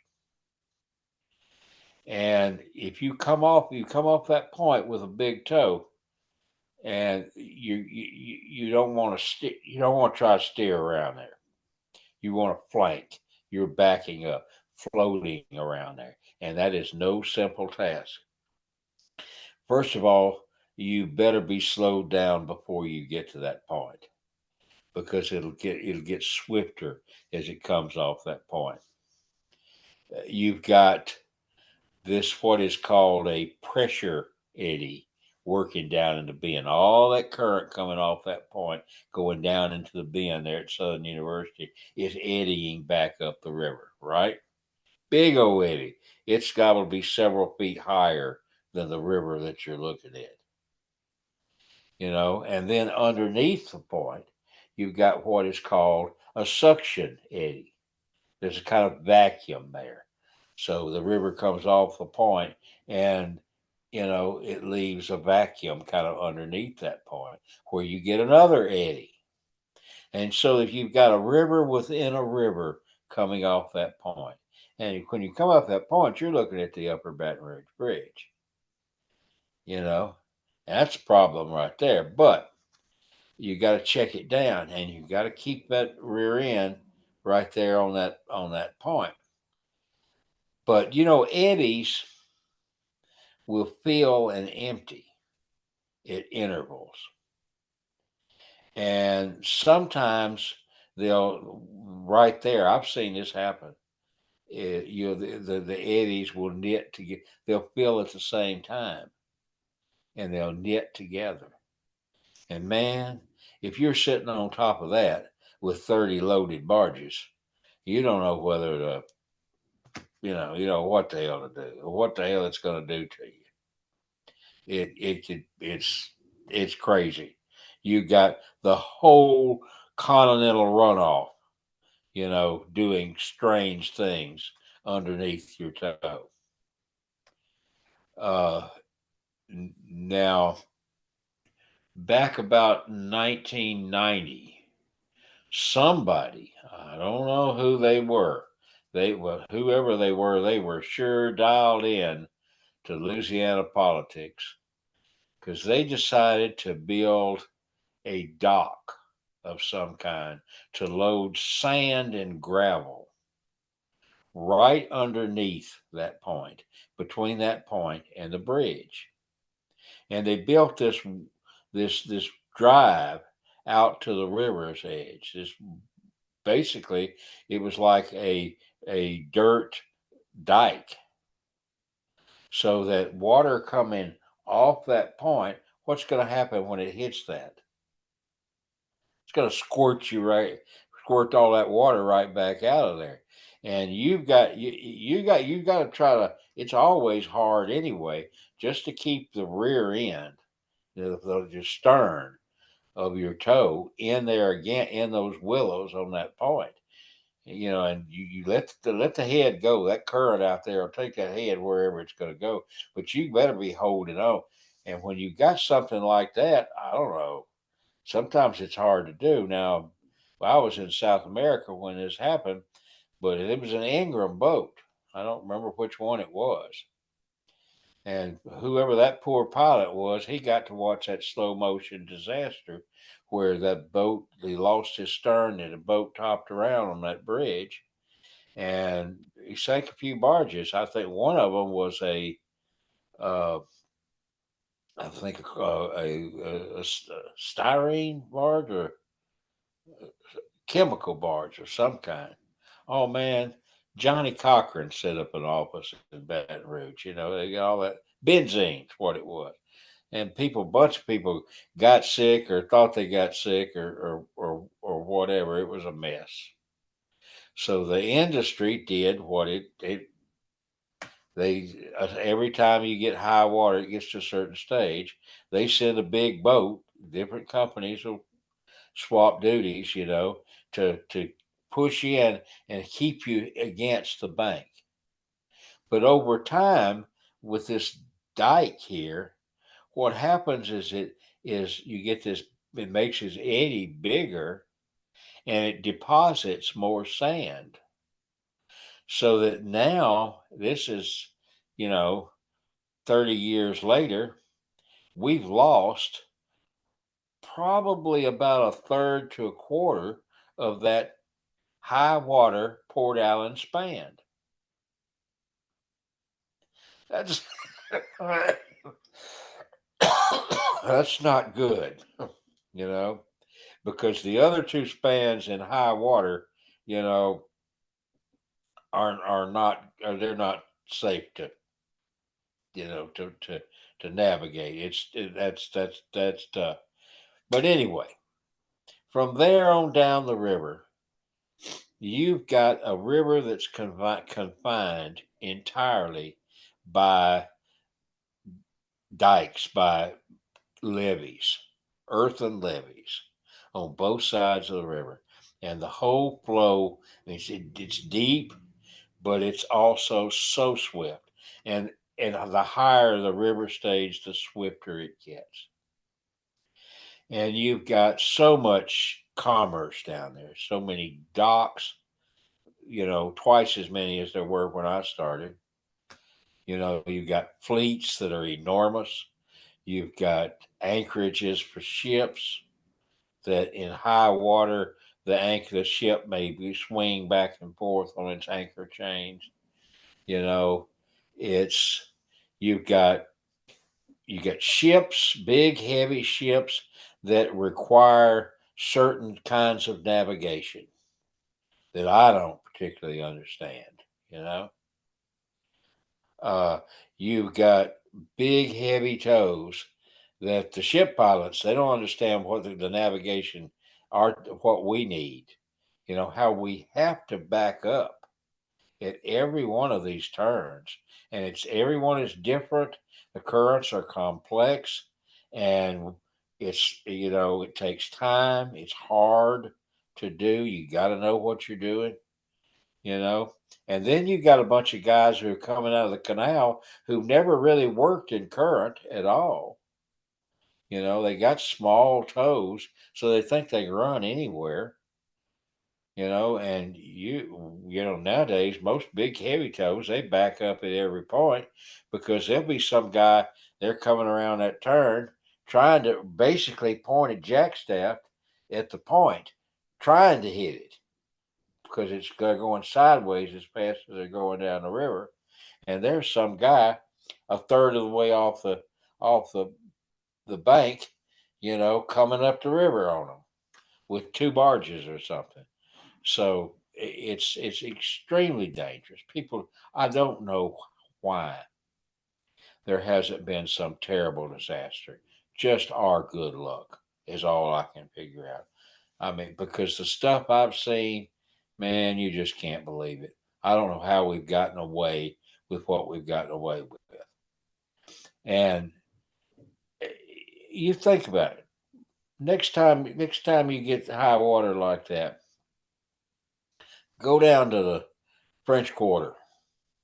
Sit there at coffee call and get your coffee and beignets, or walk out to the river there, and you're looking across the river at Algiers Point. The river is 250 feet deep, right out there about the middle of that. And sit there and watch some loaded ship come down through the Greater New Orleans Bridge, making 25 knots. You know, loaded with heavy fuel.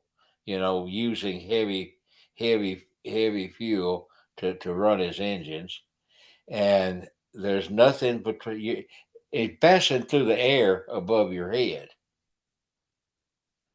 You know, nothing between you and the Continental River but a earthen levee that nutria rats may be digging in for all you know. You know, and tell me how what you think of river science then. I'm not sure that's sustainable. That's crazy to have a system like that we depend on so much. I don't.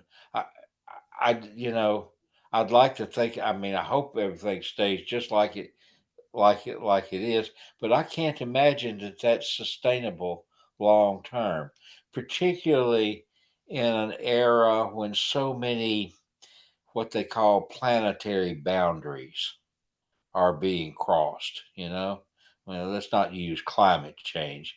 Let's use the planetary boundaries phrase. You know, because that's more comprehensive. And is a better way to grasp the enormity of it. But sooner or later, we're going to get some radical weather. We're going to get, we've gotten terrible droughts. We're going to get terrible floods.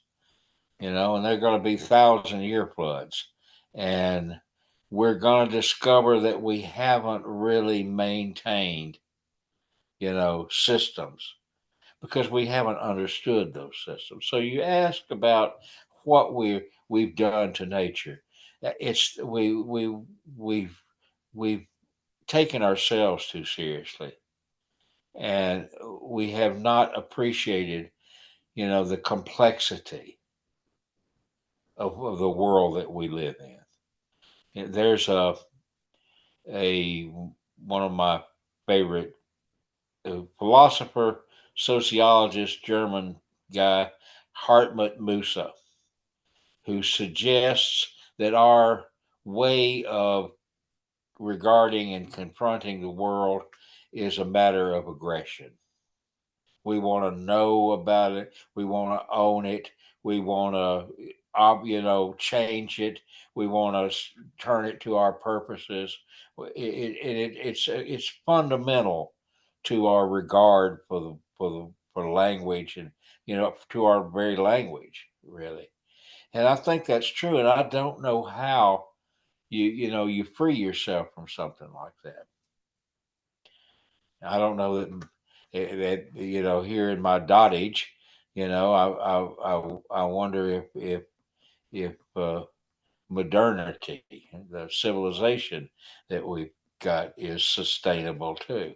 I don't have any answers about that, but it seems to me increasingly fragile. And it seems to me that it's something that instead of contending with, myself, I'm leaving to my granddaughters. And that's distressing.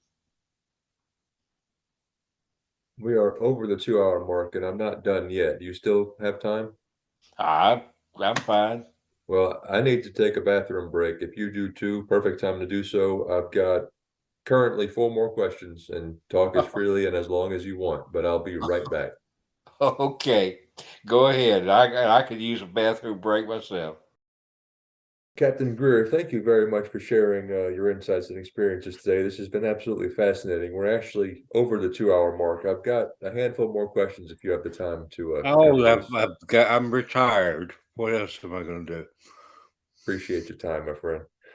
All right, let's get back to your career. Hmm. From returning from South America all the way up to 2020, how did things go? Um, well, pretty good actually. I probably enjoyed those years as much as any other time in my career, more so maybe. Uh, I came back from South America and I took a captain's job for ACBL on the old anyway, and I enjoyed that. But I, to tell you the truth, I got pretty tired of being a captain. Look, I've spent most of my career sitting in a glass house looking out at the river. You know, and that's not Buddha under the tree or anything, but it's still a kind of of uh, reflective uh, sort of life there. I must have liked it, by myself, and sitting there looking at the river and thinking and reading and whatever else. That the solitude, the I enjoyed that. And when I was captain, there were way too many coming up and people, wanting my time and my attention. I got tired of that. It's not that I had anything against the people, not just the contrary. On the contrary, but you had people in the office who wanted things and wanted me to do things, and you had people on the boat, and I found that I really wasn't enjoying what I was doing, and so I gave that up. I actually left ACBL. I had a I had both knees replaced back in 2003, and instead of coming back to ACBL, I tripped I really enjoyed that. Uh, I tripped for Western Rivers, Dave Dewey's company at the time, and really enjoyed working with those people. Uh, And then I went back to work for ACBL for several years. I worked on a pilot on a Frank Raider with one of my closest friends, Vic Bateman, and just really enjoyed that. We caught the boat together and rode the whole trip together, and had a great crew. And Victor did all the hard work, and all I had to do was pilot the boat. Love that. And then we both of us left ACBL and tripped various places and continued to ride together. And then, I don't know, uh, I tripped around here and there. Uh, at one point, I didn't work as much, stayed off more, and just tripped occasionally. And well, I enjoyed that. Uh, I mean, I'd love to go catch a boat now and ride for a few days. But I'll tell you what, after a couple of days, I'd be ready to go home. I did get to ride short trips. I tripped for ACBL a lot, where I would catch a boat in St. Louis or Cairo and ride down to Convent, their fleet down there, and get off and drive home. I might stop and spend the night in Vicksburg, and then I had a couple of friends who lived in Lake Providence and Lake Village area, and I'd have breakfast with them and sit there and talk to them for a few hours. Then I'd go on up the road. I'd visit my friend in Little Rock for a while, and then it'd take me all day, to get home to Northwest Arkansas, and I enjoyed that for a long while. But I can't do that anymore. I don't get around as well as I used to, and uh, uh, I really enjoy my retirement. Actually, Does anything interesting come to mind from your last trip right before you stepped off into retirement 3 years ago? yeah, not really. Well, I rode for XL, the old Paul Clausen, which used to be the Mariner, was it, or the Navigator? I don't remember which one it was. It was an old Valley Line boat, and it was a comfortable old boat. And we had had uh, rock tows, which we loaded out a few miles up the Cumberland River, and then took all the way down to New Orleans or so. And I rode with a young fella, young pilot, who was he's a country singer part time, and that was really pleasant. He a lot younger than I am, but I enjoyed riding with him. Enjoyed the and talking to people, and that was very. I made about 3 trips with him, maybe, but that was really really pleasant trips. And uh, so when I finally, that was the last trip I made on that boat. And then the pandemic kind of hit, and I they don't. I'm old. My health is not that great, and I sure didn't want a case of the COVID. And I know that on a lot of those boats, they're not really careful about that kind of thing. And I lost quite a few friends, actually, of old friends on the river who didn't take care of themselves or kept working on boats or all that. So I was glad to finally get off of them and get away from 'em. And then I live right next to my daughter, and I don't get to see my granddaughters as much as I'd like to.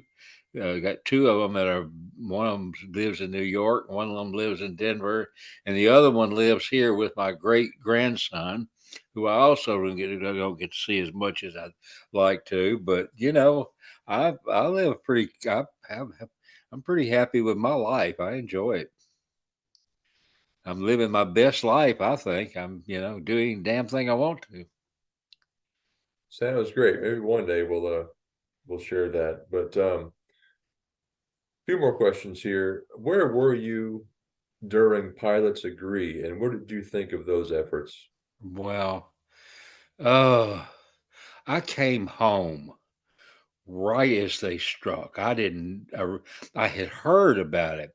My friend Danny Evans at his funeral, somebody told me about it. First, I'd heard of it, that they were trying to. I had been part of an effort back in the late '70s, pro pilots they called it. That was an aborted attempt to organize pilots. Uh, and it didn't work too good, and I didn't really expect much of it. Uh, and the guy who was in charge of it, bless his heart, he like he said, you don't lead a bunch of river pilots, you run out in front of them, you know, and so it looks like you're leading them. And that's about all you can do. And I knew it wasn't going to turn out well. I told Dickie, I told him, I said, if it had been me, I wouldn't have walked out. I wouldn't have asked for as much. I would have just sat there with that list and let them think about that list, and what that meant. Because I don't think these corporations quite quite understood what they were in for. I really don't. I, Me and a friend of mine were in Jeffersonville one one week, and we had dinner with one of the vice presidents of operation, and this was, I don't know, I had just trained a young pilot, my last pilot I trained, Manny Garcia, who had been one of our mates in South America. And I was real proud of him. He did such a great job, and he's turned out to be such a wonderful pilot. But uh, we had another one. There was another young man that we had worked with in South America, the Hispanic young man. We wanted to get him, and they weren't training any pilots. And we told him, of this vice president, that you might better start training some pilots while we're in the notion of doing it. And he said, well, we just don't see that demographic. Well, guess what, bud? Just a few years time, you wind up paying trip pilots $1,000 a day.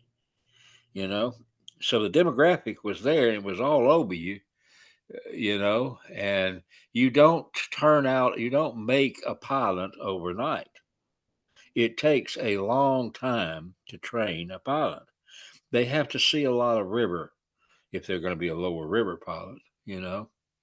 And you know they didn't seem to understand that. And if pilots agree had sat on that list and asked for more modest raises, I think they would have done much better.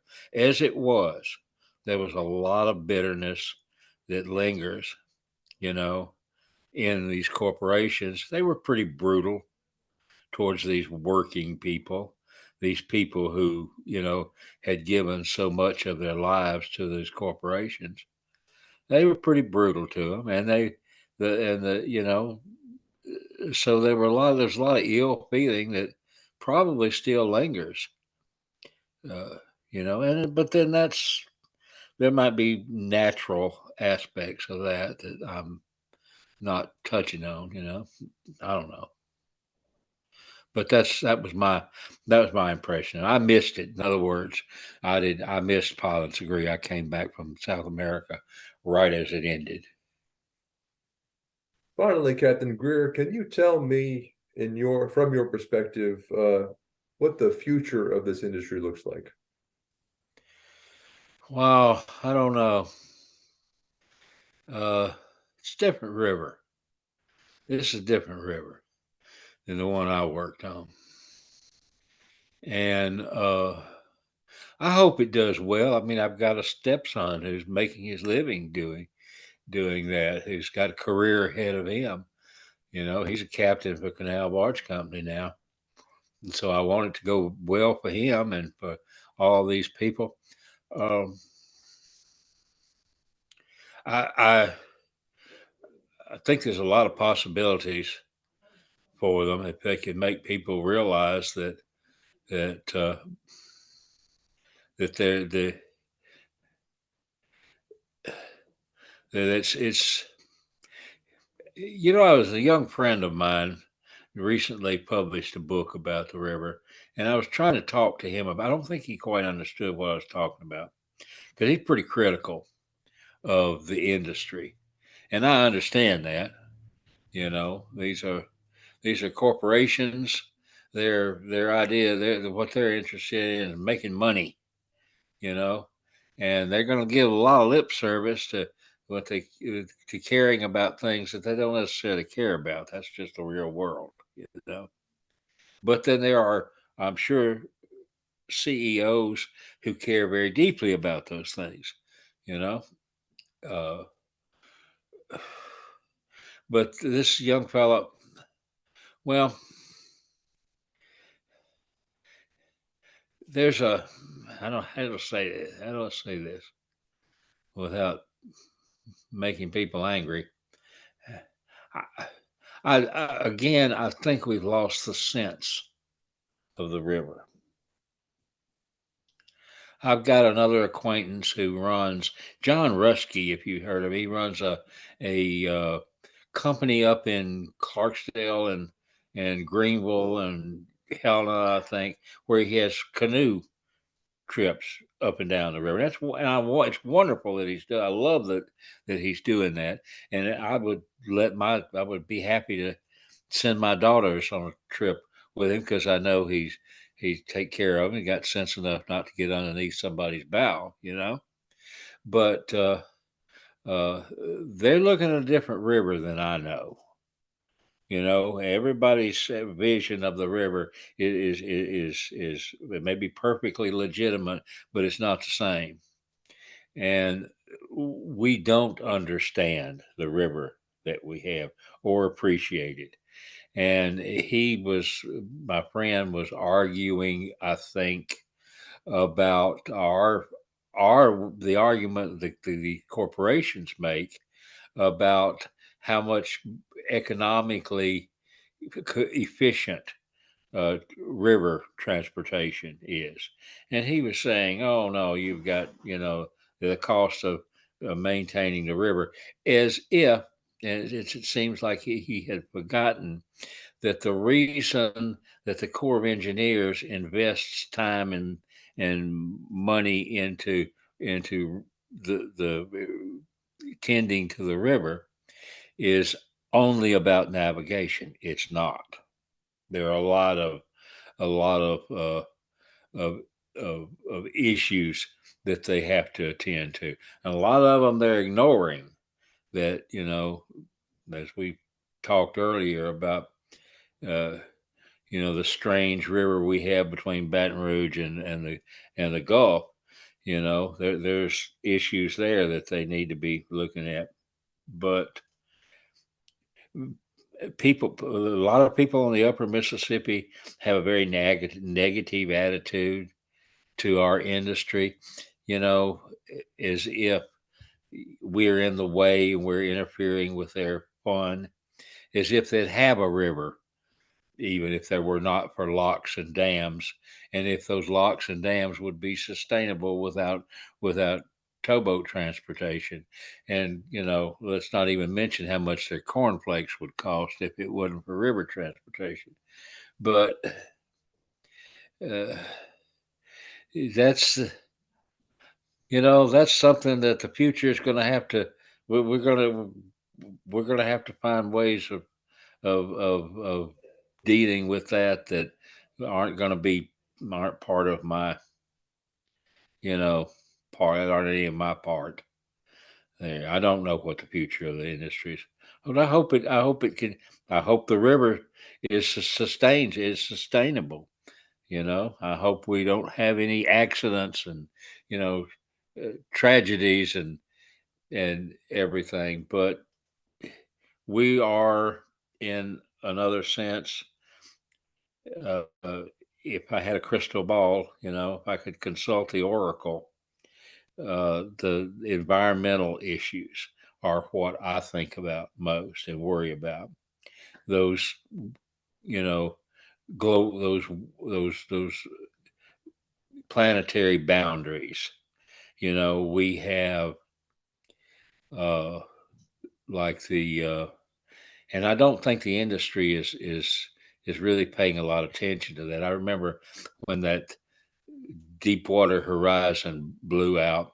I was at a meeting in Jeffersonville, and I asked one of the vice presidents. I said, "Well, I've not heard anybody say how that's going to impact the hypoxia zone in the Gulf." He said, "I don't know what that is."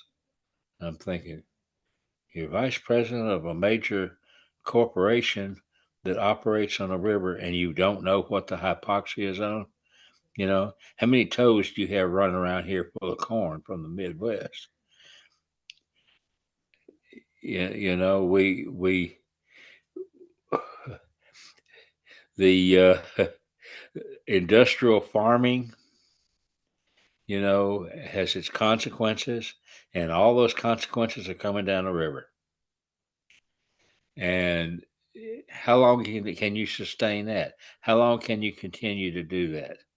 How long can these systems, you know, exist side by side here?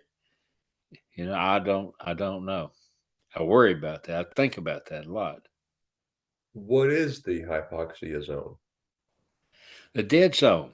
What you've got is all of this runoff, from mid farms in the Midwest of these phosphates and nitrates, pig shit from Iowa, chicken stuff, the stuff that's clogging up the water filtration systems in Des Moines out of the Des Moines River. All of that's coming down the river from up and down the river of this farmland, all of that stuff. And it's creating a dead zone, an area in the Gulf of Mexico, about 10,000 square miles, where nothing can live except jellyfish. That's what it's doing, you know? And you've got, we're not, we we don't take our environmental regulations particularly seriously. That you're allowed in Iowa, for example, to just pour as much pig shit into the river as you want to. Just go right ahead, and like it's nothing. But when you've got an industrial size, farm, when this is an industry, and what are you doing? One of the planetary boundaries that are of serious concern is the phosphate nitrate, mixture of is farmlands. What are we doing to our What is industrial agriculture doing to our farmlands? And then the acidification of your oceans. When in your drinking water right now, there are microplastics in your body. Never been that before, but there we are. We're becoming what we create. And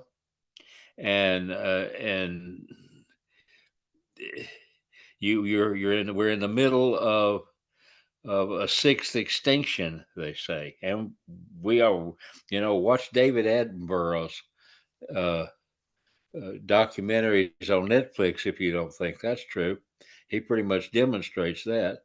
And nature is so complex. When you interrupt one process, you interrupt others. And we don't want to see that. We don't want to think about that. We want to think that we can do anything we want to. And, we really can't without consequences. And somebody's got to deal with those consequences. That's what history's about. History is not so much about facts as it is about consequences. Well, hopefully on a bit of a lighter note, do you Yeah. have any final message for any young pilots, young deckhands that might have listened all the way to the end of this conversation? I don't know. I don't know. Oh, you know, I'd say take anything with a grain of salt. There's this old saying that fairy tales begin with once upon a time, you know. But if you listen to river pilots and so on and so forth, their stories begin with, no, this ain't no shit. You know? So that would be a spirit that I'd probably caution about. Well, Cap, I thank you again for this, but I'm sure we could pick a few more topics and talk for another 3 hours one of these days. But I'm quite sure we could. It's been a delight. I've enjoyed it thoroughly. thanks very much, sir. We'll keep in touch. I certainly will. Thank you. This has been a production of Where You At Studios, LLC.